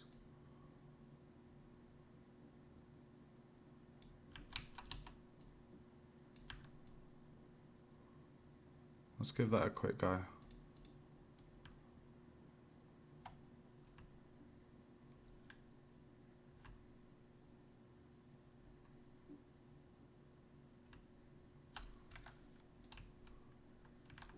Dude, that's awesome. That's really cool. That's fucking awesome, dude. That is really cool. So, where's the option to... Is it this bit? Fill?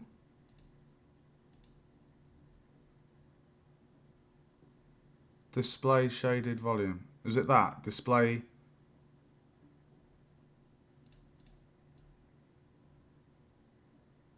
Is that it? Display shaded volume?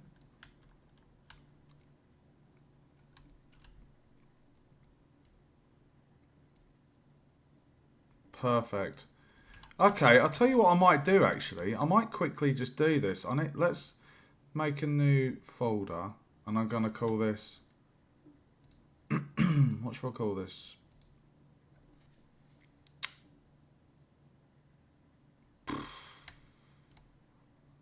But I'm going to call this player boundary. That makes sense.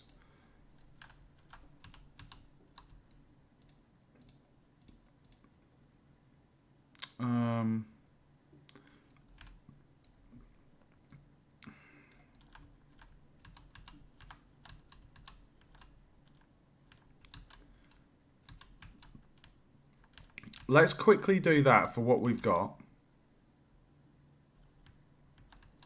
I have a question for you.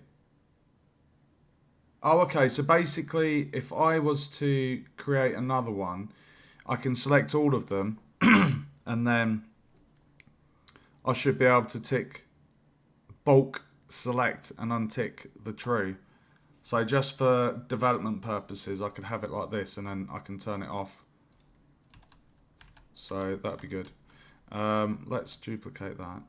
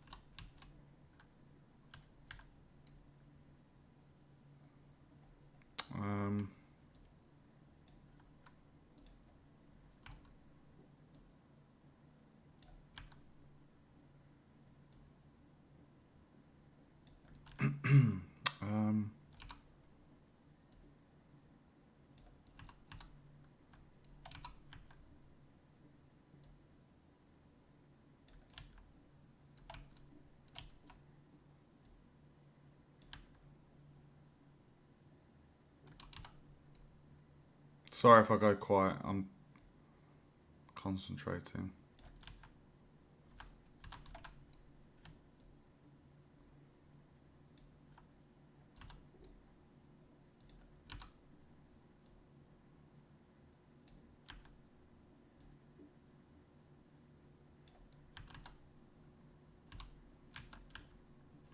They're gonna shit themselves when they see the wolf.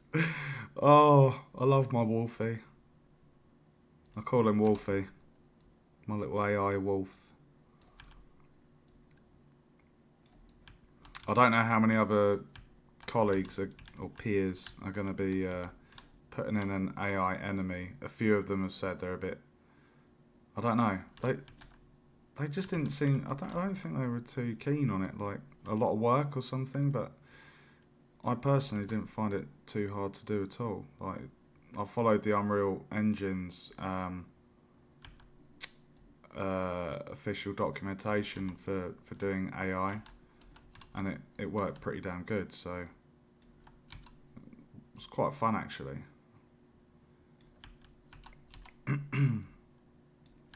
Thank you so much for teaching me something new about these things, because the way I was going to do it, it might not have been the most efficient, whereas having something like this actually in the game is really, well, in the engine, is really good for development. Do I want them to be able to run behind that tree? No.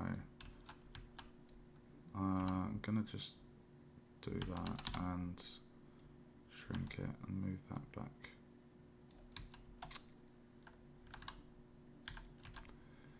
And then bring that down.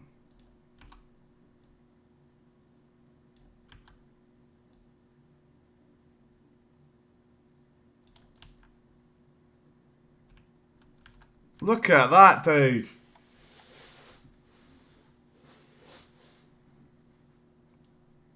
Thanks, Si. I appreciate your words of confidence, bro.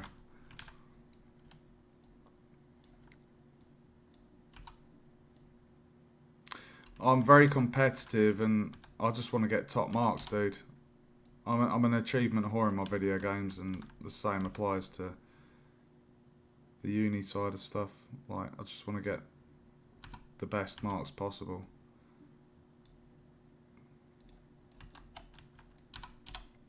This is so... There's something really therapeutic about this.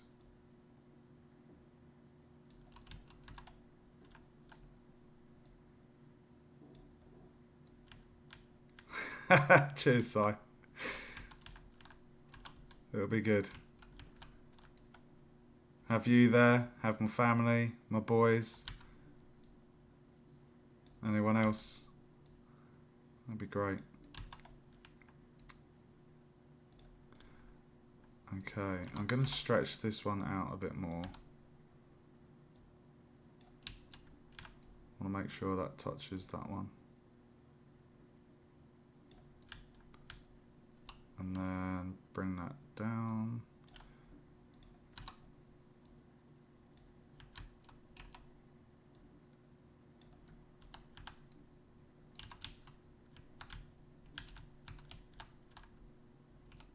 It's so good. It's like, it feels like the Crystal Maze. you know when you had the Crystal Maze on TV, and you had the 3D level map in between the zones. It feels like that. It's pretty cool. Have you still got your graduation stuff, dude?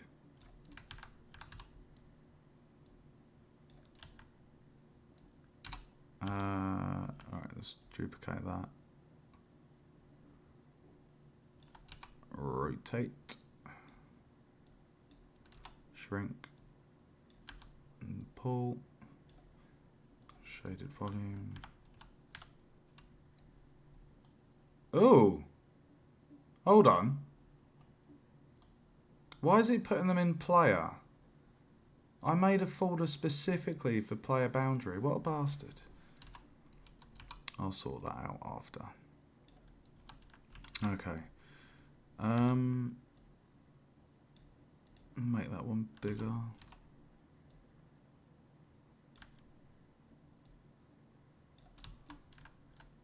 Looks like that's touching. And then shrink that one.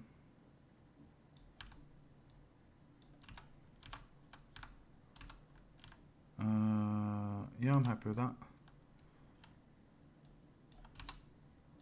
I love the hotkeys in this engine.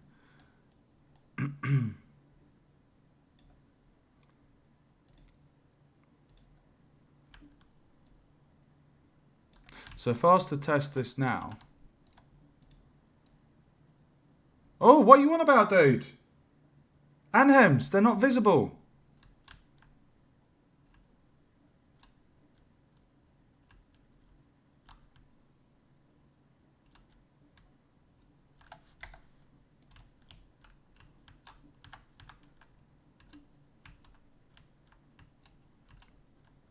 They're not visible, dude. Having that enabled, it doesn't show it in game.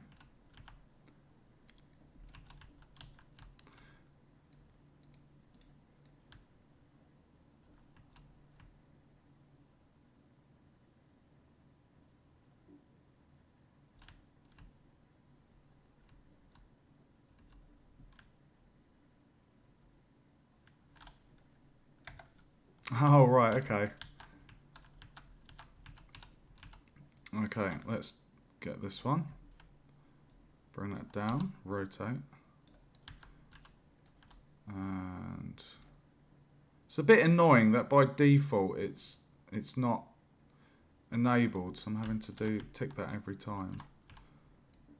Make that a bit bigger.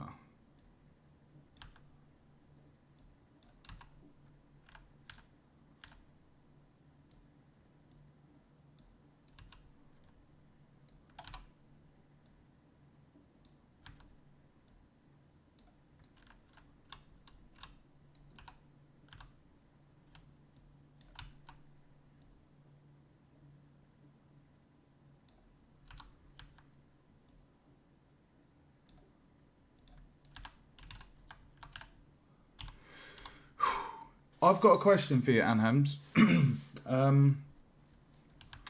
I need to add something here. I wasn't. I didn't want to do this as a water plane because I know how much power that can draw on the system.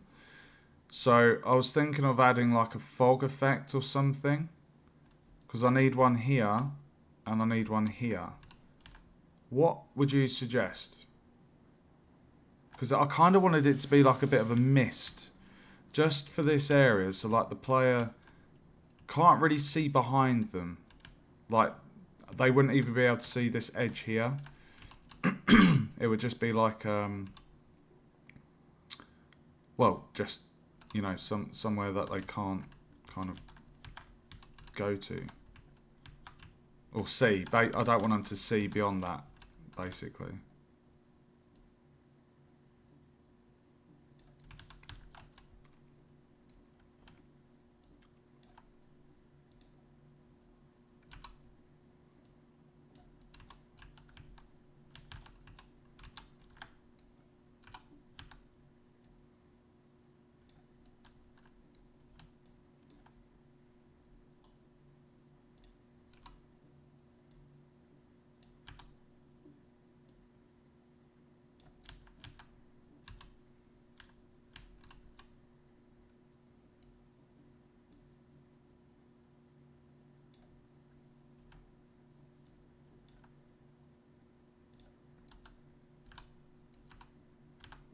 If I do go quiet, guys, I do apologise. I'm deep in concentration here at the minute.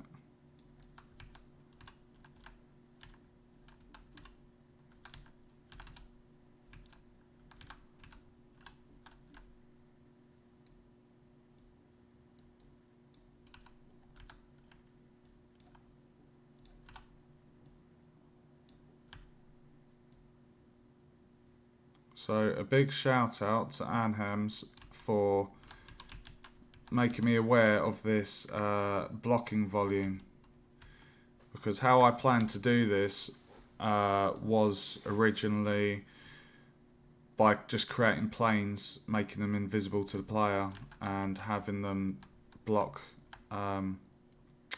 movement, block collision. So this is like a built-in thing that's a lot better actually. So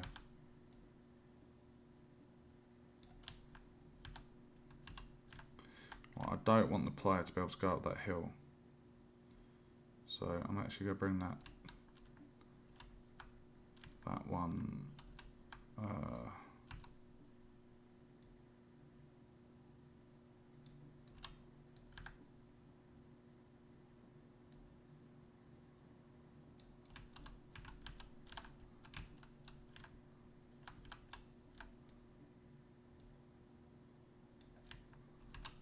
There we go.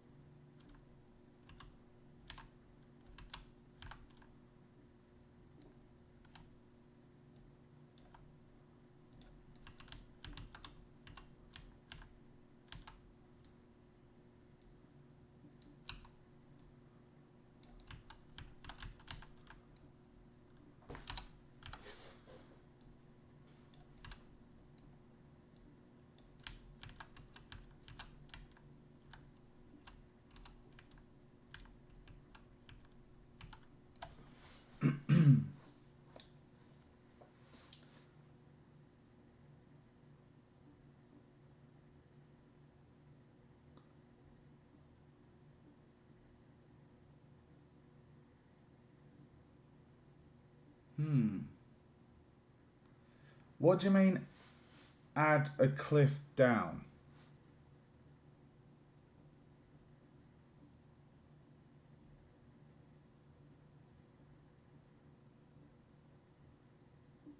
Because I do actually have a cliff, but this was meant to represent a sea, like a beach. So it was meant to represent water. That's why the sand.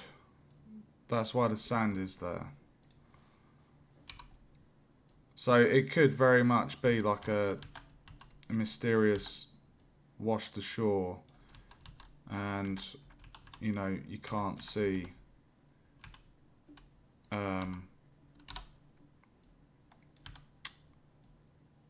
You can't see what's in the ocean. But if there's a quick way to kind of do that, I'm not sure.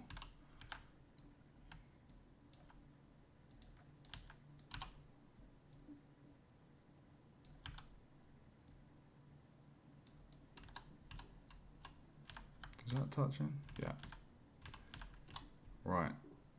So I'm going to shrink that just a tad.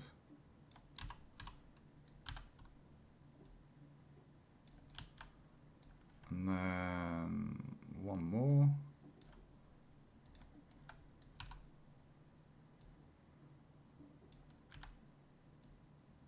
Oh!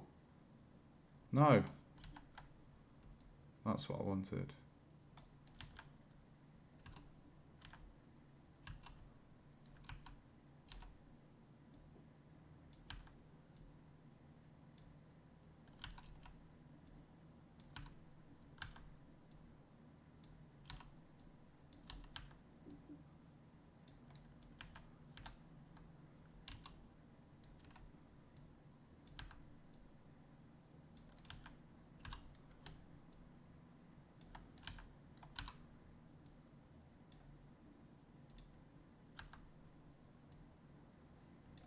I'm really surprised at the amount of views that my videos on the game dev are getting. Like, I'm getting a crazy amount of views. Like, this whole documenting my game dev was more for me to look back on in the coming years at where my game dev journey started to how it's got to where it is today. Like, I'm really... But it looks like people might benefit from my streams.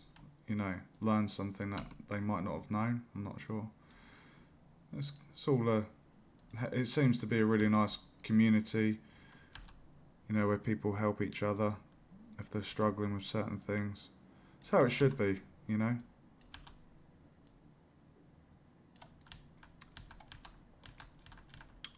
Okay.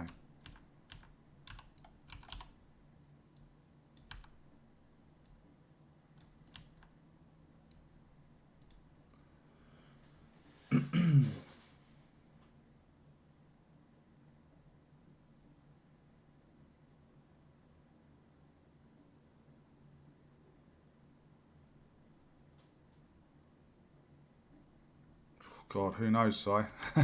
Who knows? Possibly. Right, good news is we have done all of this side here. That's the good news. This isn't taking too long. It looks really cool having that there. And then if I was to select these blocking volumes, move them into the player boundary, and then if I just tick player boundary. Oh, interesting. I thought that would hide it. Okay. But if we go into game, you can't see those boundaries. We know they're there.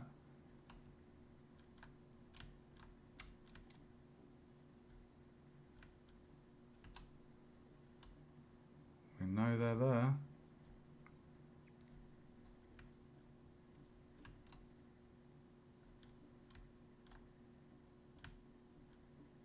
Oh wait, I haven't added that side yet. Okay. Right, let's get the other side done. And then that is basically the main area protected from the player, and then this tiny section where I'm going to add the river obstacle. Let's just quickly get this over here.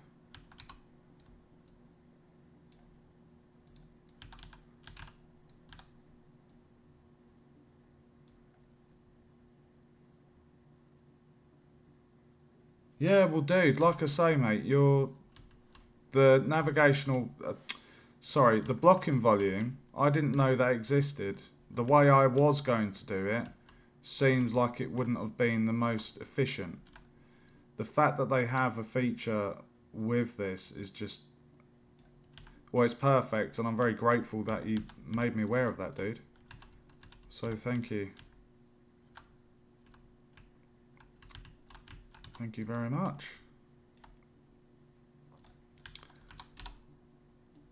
Same here, by the way. If there's anything that you watch, if you ever tune into the streams in the future, or you know, and you're seeing something I'm working on, or a mechanic, and you're like, how did you do that? Or that's really cool, like, can you teach me? You know, I'll be happy to show you the code, the blueprint, like, no problem with that at all.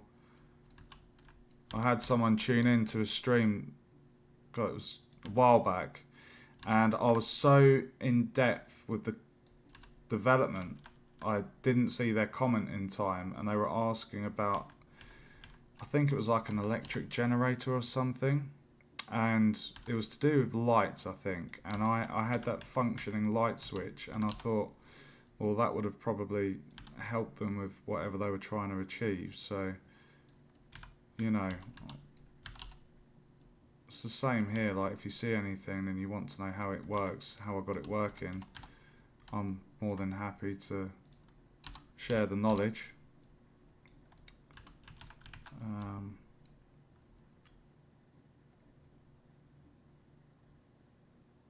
Oh, nice, dude. Well, feel free to follow, dude. I'm going to be quite full on the next 2 weeks. I've got 3 deadlines due mid-December, and this project at the moment, it's pretty much, you saw the game, you saw the other one that I had open, and that is essentially what I need to just migrate into this world. It's all functioning. It's just going to be a matter of maybe recreating some things, copying the blueprint code, but I've already done it all, so it shouldn't take me too long. It shouldn't take me too long to recreate. So 1 second.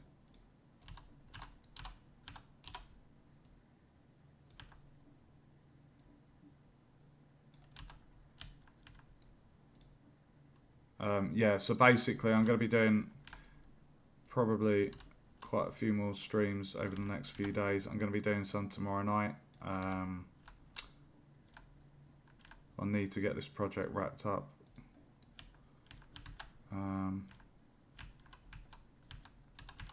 Right, we're almost done on this perimeter. We're almost there. I feel like I need some music, but you can't really play music on your streams. You'll get takedowns and all the rest of it. I tend to listen to synthwave music when I'm doing development or any work. It just chills me out. I like electronic music. I'm not a major fan of electronic music with vocals. I just like the pure music, pure instrumentals. Really chilled out.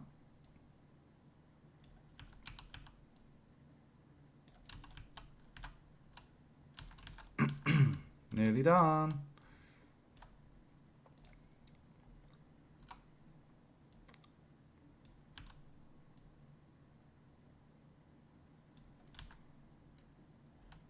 That worked out quite nicely, that one. I don't want the player to be able to jump on that. I can imagine my boys doing that. It's quite handy having sons. They've all been my play testers. One of them actually played this game, the other one, and they somehow managed to stop the player from being able to press the S button to walk backwards. I was like, how the hell have they done that? I think I was cooking their dinner at the time, so when I left the room, I came back and I was like, why? What have you done? So it would have been really cool to see how they managed to do that, because I was literally baffled. I was like, wow. Like, yeah, I was really puzzled by that. No, I think it was actually Oscar. Oscar did it. It's really cute watching them play on the PC, because they're so used to console and a gamepad that going across the PC and the big boy stuff, you know, it's really nice just teaching them how to use the keyboard and mouse.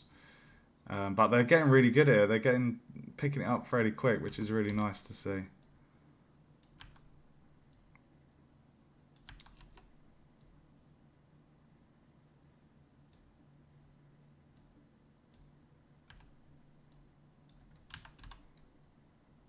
Ooh, is that in?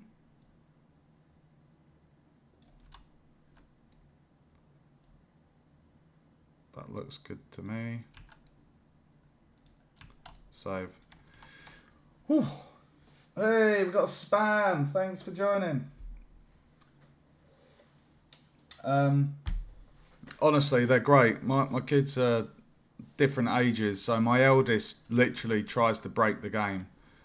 Literally, like, he just tries to break the game, and that was pretty funny. Like when I had the pickup feature in this one, with this over here, with the relics, that pickup function in the blueprints allowed you to pick up any physics enabled object, and you were actually able to pick up this cube, jump on top of it and fly around like a magic carpet.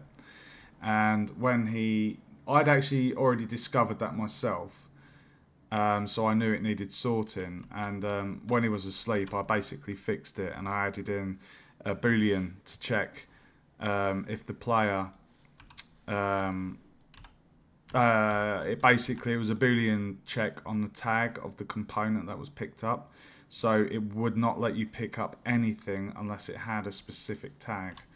And I was like, I fixed it, son. You can't try doing that now. He was going around the game trying to pick up all of the physics enabled objects, and it was really quite funny watching him try to recreate that little not even a bug, it was quite funny. Yes, yeah, I think he will. I might have to start paying him for that if it becomes a thing.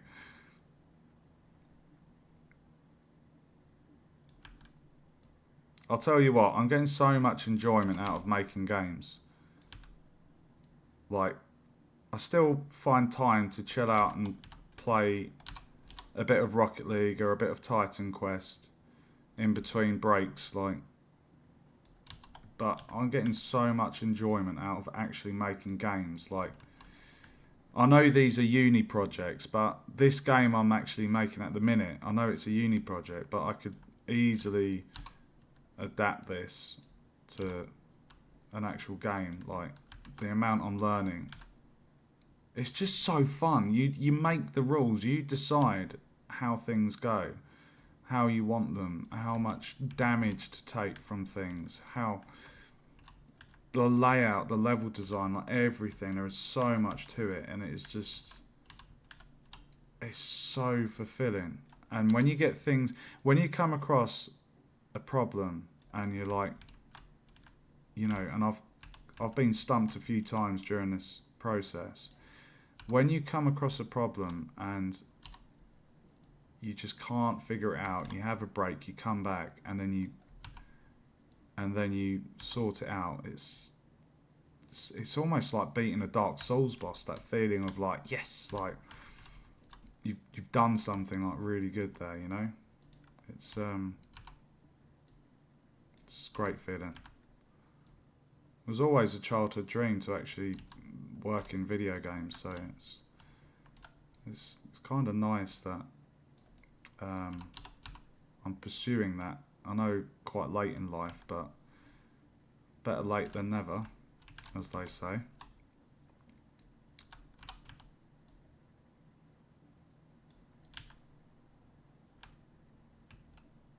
I know, it's great, dude. It's really good.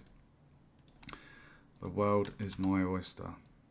It also kind of feels like, I'm not religious, but when you're building these worlds, you do feel a bit like God, because you are painting the world. You are deciding the flora and the fauna and everything in it, and it is really cool.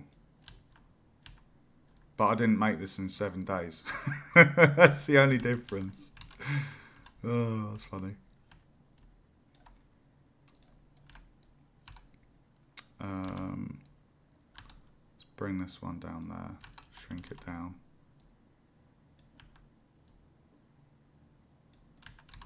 Rotate.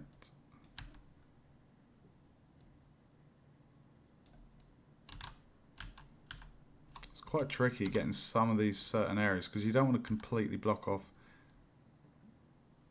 most of it, but I think I'm doing a pretty good job with the placement of these meshes, or volumes, sorry.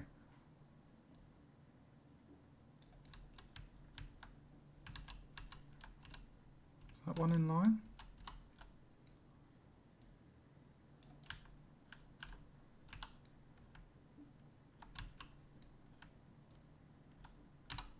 Like I say, guys, if I go quiet, I do apologise. I'm very focused at the minute.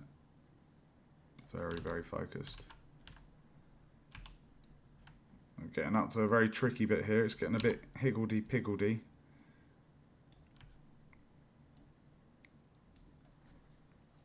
I'm 37, dude.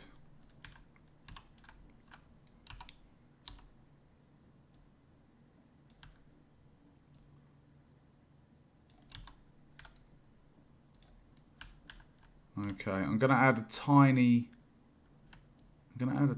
one here.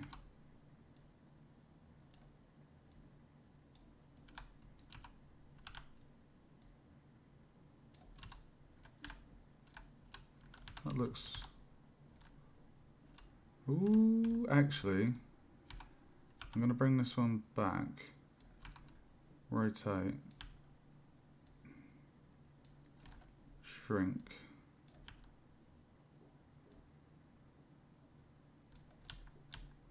There we go.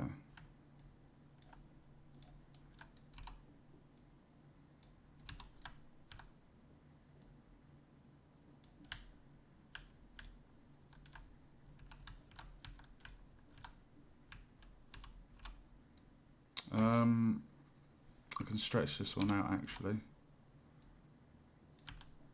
and then yeah, I've got a grey beard. Well, it's not fully grey, but wisdom. +5 intelligence.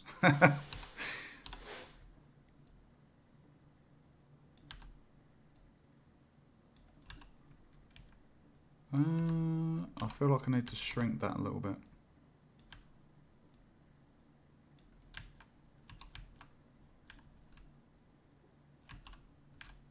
I'm just trying to make these meshes. I keep calling them meshes because I know nav mesh is, well, Similar in the way, but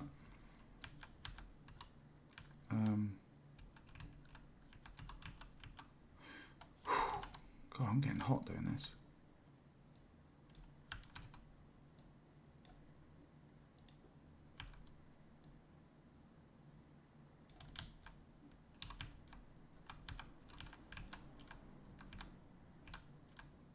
It's actually pretty spot on with the, I basically don't want them going up the slope. That's actually pretty spot on. That's connected. Oh shit.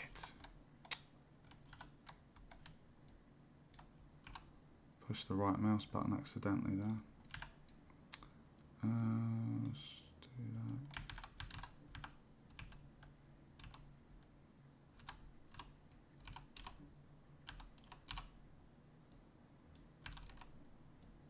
Hope this isn't too boring for you guys. This is really, it's so therapeutic doing this. There's something really satisfying of just creating the player boundary. I know that doesn't sound the most exciting, but it is quite fun.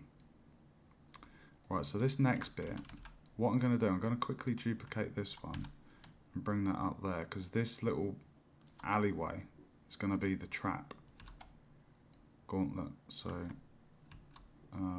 what I can do, if I rotate that,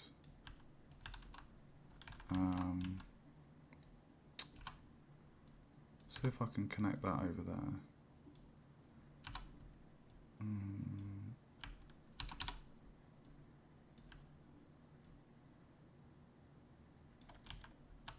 Ooh, just a tad. Looks connected to me. Just wondering if we should tidy that end up a little bit. Let's shrink that one tad, move that back.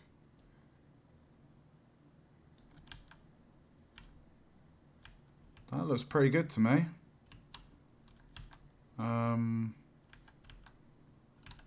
Yeah, I'm happy with that.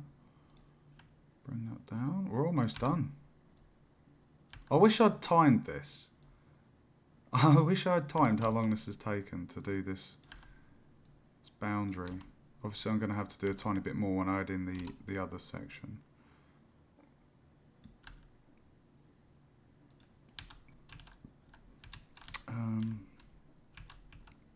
Again, I'm not even realising it, but I'm kind of getting it pretty spot on with the shape of the landscape.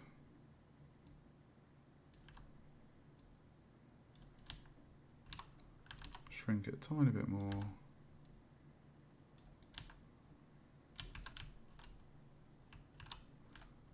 And then bring that down, rotate. That's good.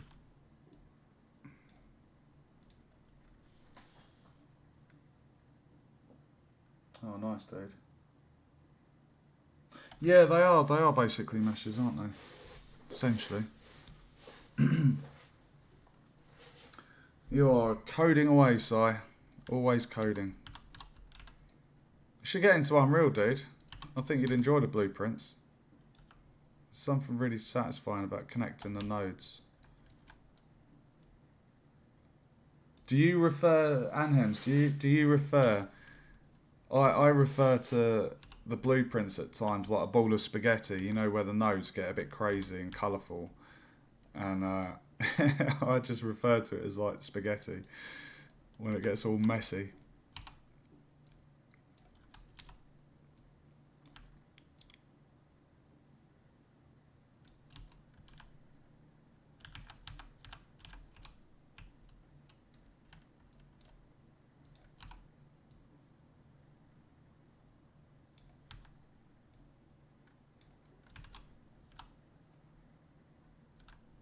Potato knowledge.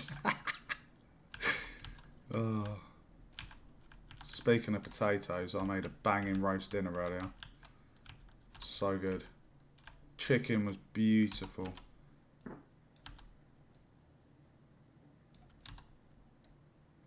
cooked my Yorkshire puddings in muffin trays though, and they came out really thick and dense, and not my really massive and wide, deep Yorkshire puddings. So that was something new. I need to get a smaller, wider base tray for cooking those next time. But the kids love them, so that's winner chicken dinner, quite literally.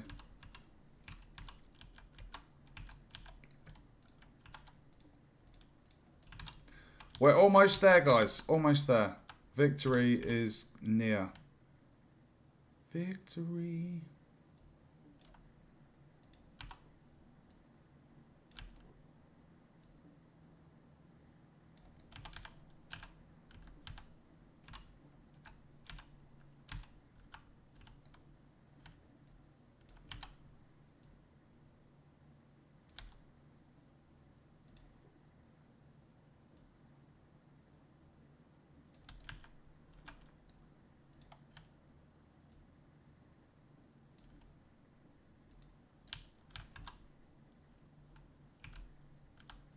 Dude, this looks so good.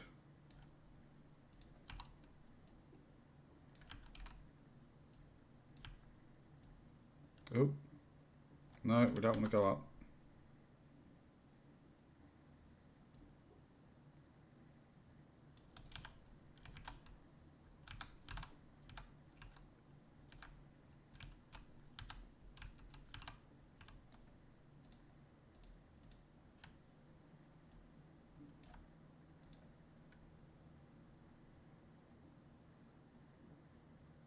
Oh, nice.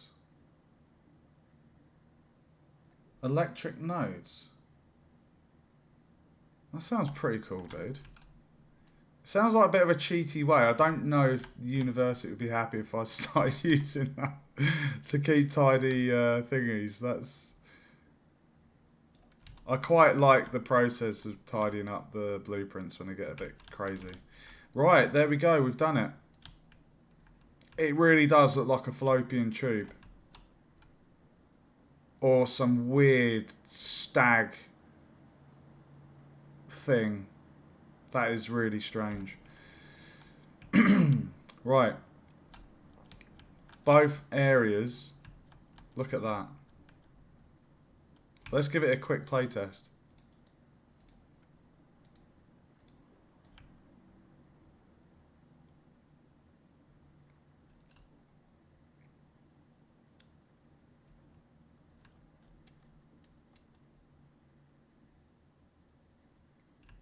It might look a little bit choppy, guys. Bearing in mind, I have got 2 versions of the Unreal Engine open at the moment.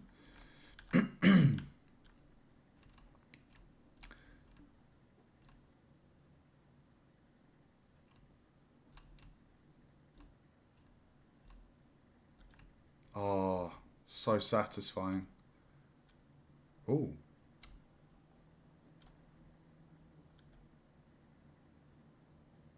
That is so satisfying.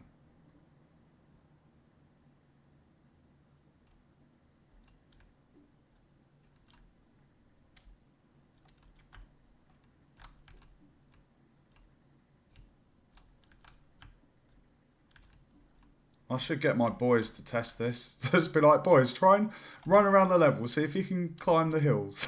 Just find the gaps. But you've seen me do that. I'm pretty sure I've got every single section there covered.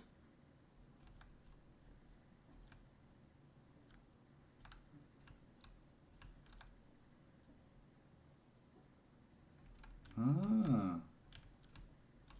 That'd be pretty good.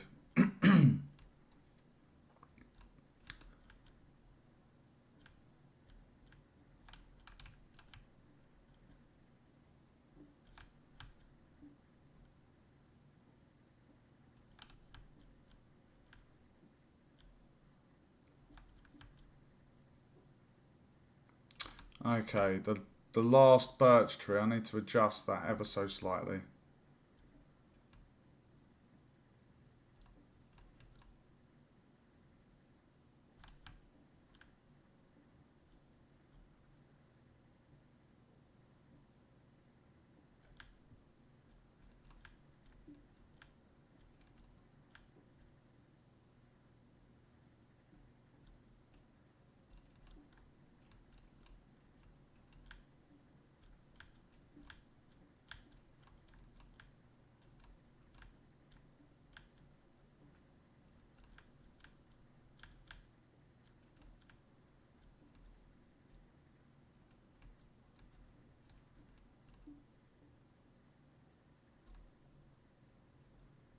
Yeah, I'm really happy with that.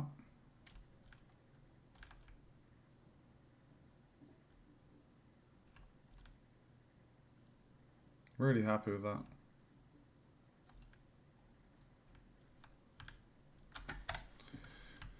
Right, where was that birch tree? It was over here. So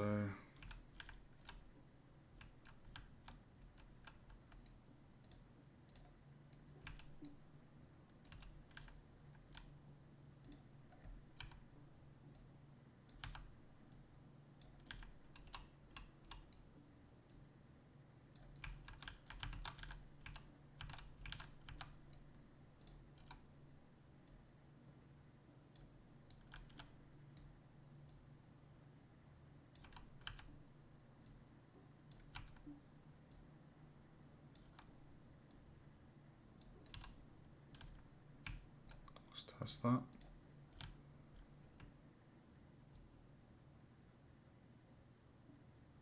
That's much better. Happy with that. Okay, right, now what I'm going to do, I need to go to bed. What have we achieved tonight, guys? What have we achieved tonight? We have, from when we started, 2 hours 30 minutes. We literally just had this area with just the trees and grass texture. We have this session, we have added ground cover flora, such as the flowers, the grass, the ferns. We've added rocks and pebbles to the beach areas. We have painted the sand texture for the beach. And we've created this entire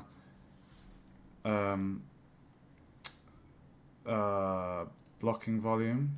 So I'm just going to move that to the player boundary and save all. If I should be able to just, there we go. Yeah, so I feel like we've achieved quite a lot tonight. So I'm thinking what I need to do. I just need to actually, one thing I need to do is test the playtime to run from. Oh, hold on. Oh, sorry, I've just seen that you followed Anhems. Thanks for the follow, dude. I must have missed that. I normally get a notification when I get a follow, so either I didn't hear that on stream, but thank you for following. Right, I just need to play. I need to essentially this whole thing has to be completed within 5 minutes of game time, which is, considering the amount of stuff I've put in and targets I've had to go for, 5 minutes is extremely tight. So what I'm going to do, a quick timer. I'm going to spawn in the starting area. I'm going to run from here, go left to the hut, pretending that it's there, and then going to the different wood pickups, going to the right, going to the left, and then going up the top and seeing how long that takes. Because essentially, when the player gets to the end, there's going to be a water obstacle. They cross the water, they get to a cave, find the fire lighting material, and then they go up the mountain, light the fire, job done. So I'm going to spawn here, and I'm going to press play. Right, player reads the sign. La-di-da-di-da-di-da. Okay, carry on. Do-do-do-do-do. Do-do-do-do-do. I love this asset pack. So they go round to here. We're at 17 seconds. They find the hut. Oh, door won't open. Need a key. Okay, where do I look? Oh, let's go round. Oh, there's a barrel. Pick up the key. Straighten the door. Open up. Jump inside. Look around. La-di-da. Oh, there's a scroll. Read that. Give it a few seconds. Turn around, look around for torch and batteries. Torch over there, yeah. Where's the batteries? Oh, there they are. Okay, move on. Let's get the wood. We're at 54 seconds. Okay, so the player continues, guided by the wisps that I will be placing in. First logs, boom, check. Oh, more logs. Check. Oh, more logs over here.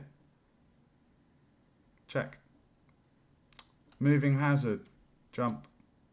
Jump. We're at 1 minute 20. Oh, we have 3 choices here. Oh, wisps. Let's go for the wisps. Oh, falls down a trap. Dead. Gets the wisps. Comes back, sees more wisps. Pursues them.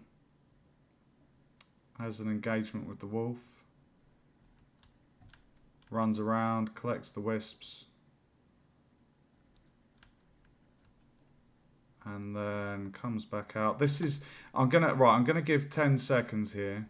10, 9, 8, 7, 6, 5, 4, 3, 2, 1. Alright, we're at 2 minutes 6. The player continues. Water hazard with a raft. Hop on the raft. Dun, dun, dun, dun, dun, dun, dun, dun, dun. Across. I'm on the cave. Player reads the sign. 2 statues and the box equals fire. Okay, enter the cave. Torch on. Looking around for the objects. Oh, there's one. Got that. Oh, let's put that over here. Come back, look for the other relic, moving around the cave, found it, grab it, bring it back, put it in the box, gate behind them opens, get the tinder bag, come out of the cave, oh there's a movable block, move that,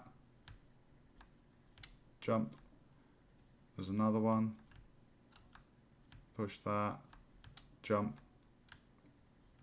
They're at the brazier. E lights it. Boom. Brazier's on. We're at 3 minutes 15 seconds. Okay, now that is speed running it. That is because I know the layout. I think it would be safe to say that my lecturer would be able to do that. They know what they're going to be doing. So I'm pretty sure this is going to be a 5 minute total playable experience. It's really hard if you think about it because obviously you have so many different games of different ages, different levels of intellect and just how quick they can pick things up and solve things. So I'm confident that will be fine. I don't want to reduce it anymore. I feel like it's a nice size. I feel like the design of it is nice visually. I find that really pleasing. I love the low poly art style. The texture of the floor. I've totally forgotten about the tiling, to be honest. I don't know about you, Anne Hems, if you've still been watching, but I know you mentioned the tiling at the start, but since I've added in the grass and the other things, it actually kind of, it doesn't become that obvious. Like, the environment kind of draws your eyes away from it and it all just blends. It's all nice and green and lush and it just feels like it blends quite nicely. I don't want to add any trees into the path because I feel like there's plenty of trees as it is and I quite like that. So it's 1:30. I have to be up in like 5 hours. I should go to sleep really. But I feel like I've achieved quite a lot tonight. I'm very happy with this. It's a bit too large. Too large.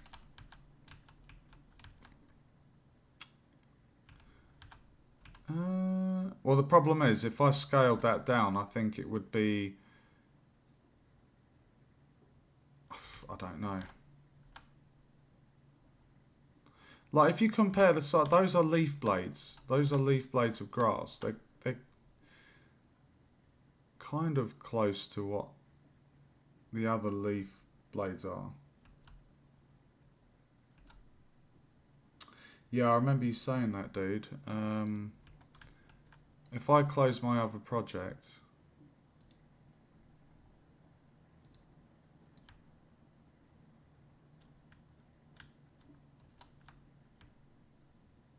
yeah, look how quick I'm going through that now. That's me after closing the other Unreal. I had that other Unreal Engine. Like, look at that. You see that? I'm in cinematic as well. I'm in max graphics. Since I closed the other engine, that's running really crystal. I know the stream might be a little bit tad out.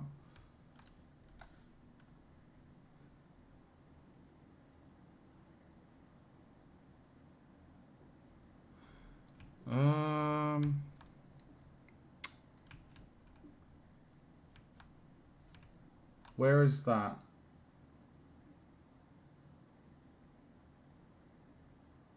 The tiling set, is that within the landscape or is that within the material? God, why am I so hot? It's like the heating isn't even on.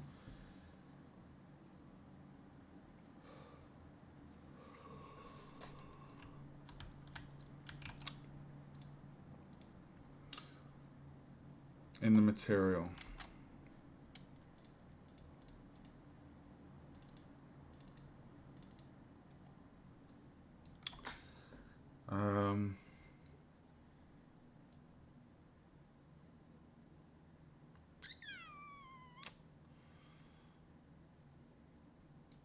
I think that would be here, wouldn't it? Where I've got the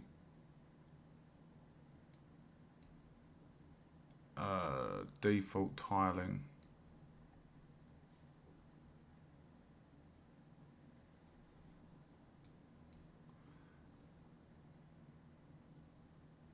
Texture coord.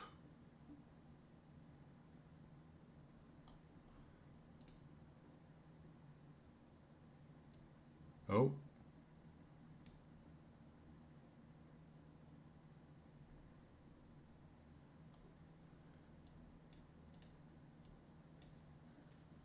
Which one? Are you saying about the U and the V?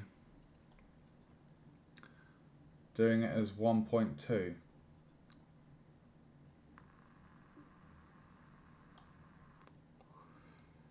Well, I need to do the same for these ones as well.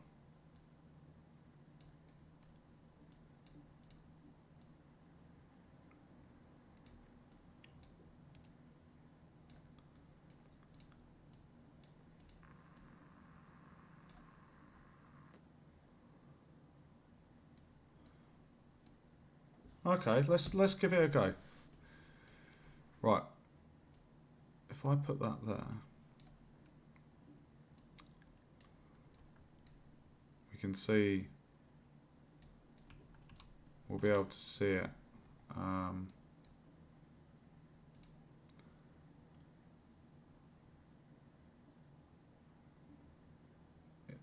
All right, just for the grass. Okay.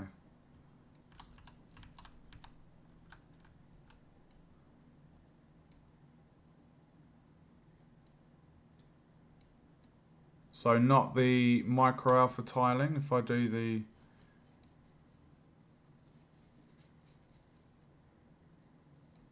I'll just give it a go. I know the default value is 1.0, so let's go for 1.2.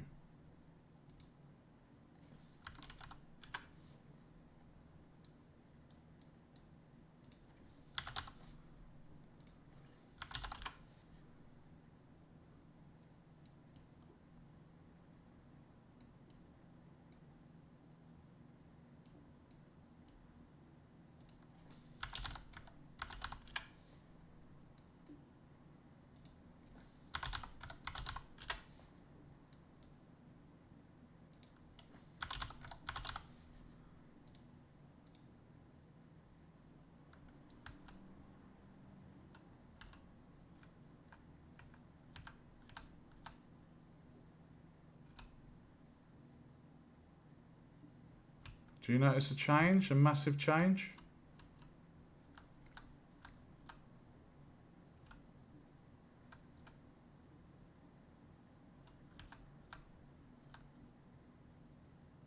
Did you notice a massive change there?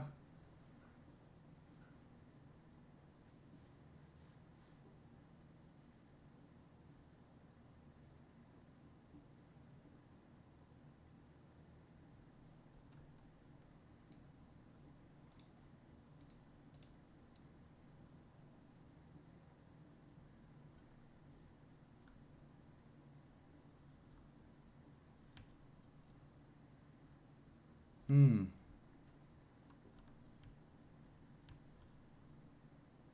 Yeah, I think you're right actually. Looking at this patch, you see the floor texture. Yeah. Yeah, that was a bit better. Like I say, I haven't really... I've been heavy in the blueprints, but as for the terrain, this is pretty much my first time properly doing terrain. So, like I say, it's all fairly new. So, sorry, one sec.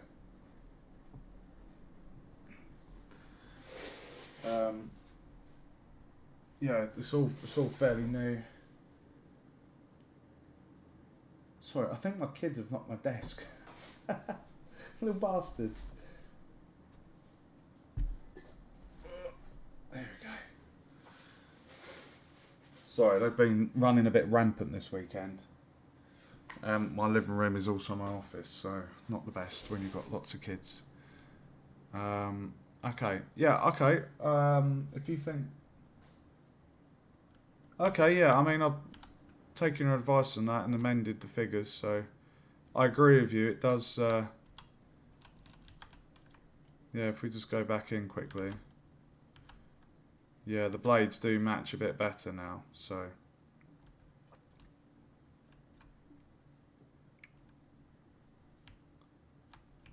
Yeah. It does seem better. I really like that texture. It's like a low...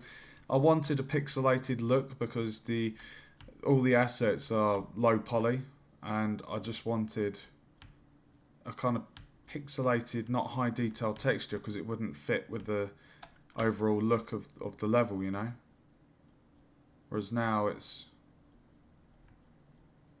just nice. It's simplistic. It works well together. Okay, well, I really do need to go to bed, guys, because I've not had the best night's sleep the last 2 nights, so... And I've got a whole day at uni tomorrow. So I am going to call that there. But like I say, I am very, very happy with the progress. I will be back tomorrow night, and I think tomorrow night I'm going to add in the water obstacle right here. I think I'm going to go for a river and not a sea. I originally had an ocean planned. I can actually show you, Anham. You might be interested on the design that I had planned. This was the map that I planned, so you can see here on the bottom right, this X is the player's start, and on the far left there is the hut, and then the top right is the cave. You can see the amount of water plane we've got there. All of those blue, yellow, red circles are the score system. So you can see how I massively condensed the play zone. So if I just bring... Oh shit, sorry. If I actually just come out...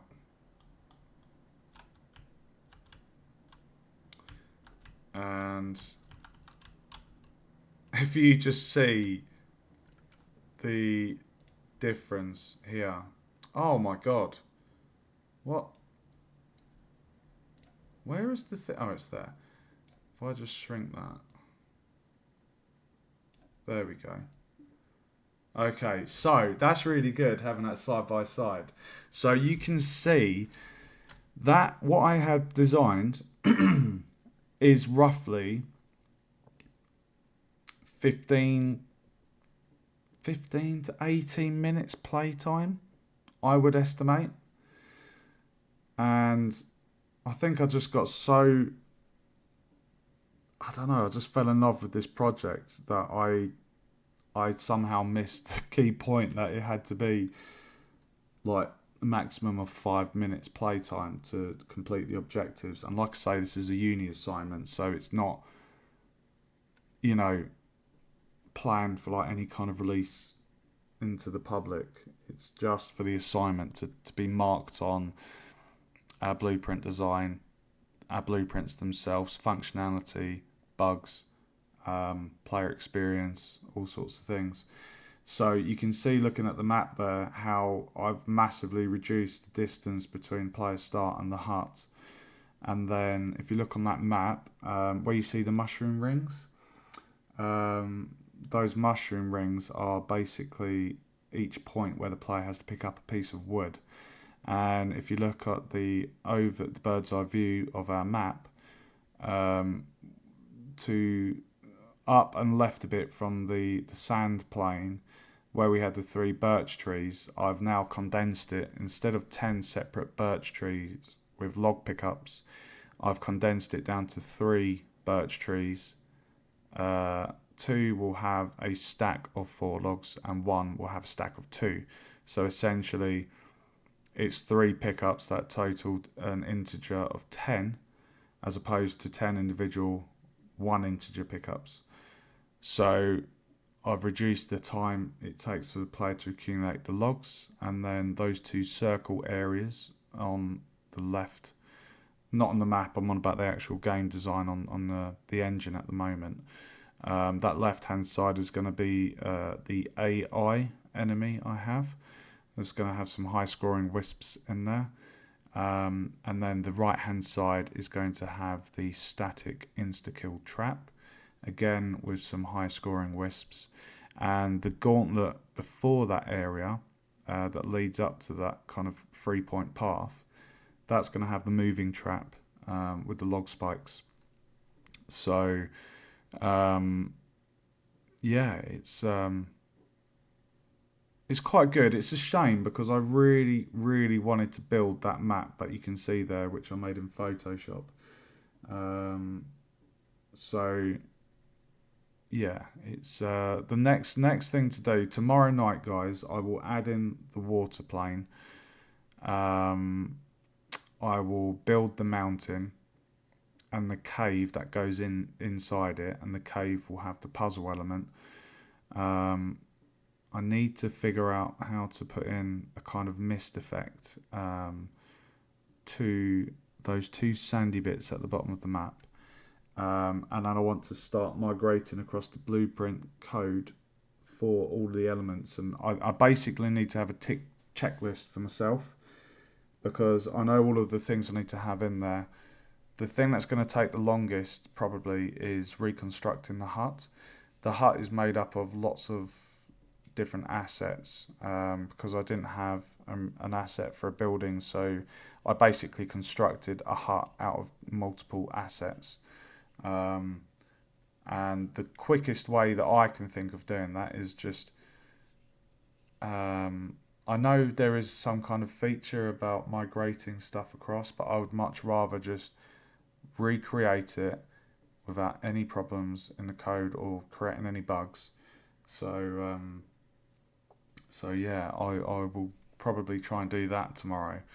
So yeah, I do have Discord, but I only use that for friends, close friends. I don't really have a public Discord channel. I know there's so many streamers out there that do, but I unfortunately don't. And to be honest, I don't really have the time to keep up with any kind of social media at the moment, really. I'm so full on with this work. But yeah, it's been fun. And thank you so much, Anhems, for showing me the blocking volume. That was really cool. Really, really cool to see that in use. So yeah, feel free to tune back in tomorrow night, guys. We'll carry on with some more of this, and hopefully, I would like to. It would be really good to bring in the wisps actually, because when I've placed everything in the game, I will then decide on the lighting level, because I wanted to kind of cast this really kind of like sunset, not pitch black and not too bright, kind of a bit of in between. So it creates this really nice kind of lighting throughout the forest. And the wisps that I have are, they illuminate the area they're in slightly, so it's going to be really nice to see that. Um, so yeah, make sure you tune in tomorrow night to watch some more game dev in the Unreal Engine. It's been so cool. I appreciate that, Anhems. I will bear that in mind for future, dude. But thank you for joining me tonight, and anyone else that's been watching. It's been quite a long one. I've streamed for longer than I thought. I literally said an hour and a half at the start of the stream, but as always, it always goes on a lot longer than you just get lost in the development of it. But yeah, it's been awesome. So thanks for watching, guys. Tune in tomorrow if you want to see some more. And thanks for watching. Stay safe, and I'll see you in the next one.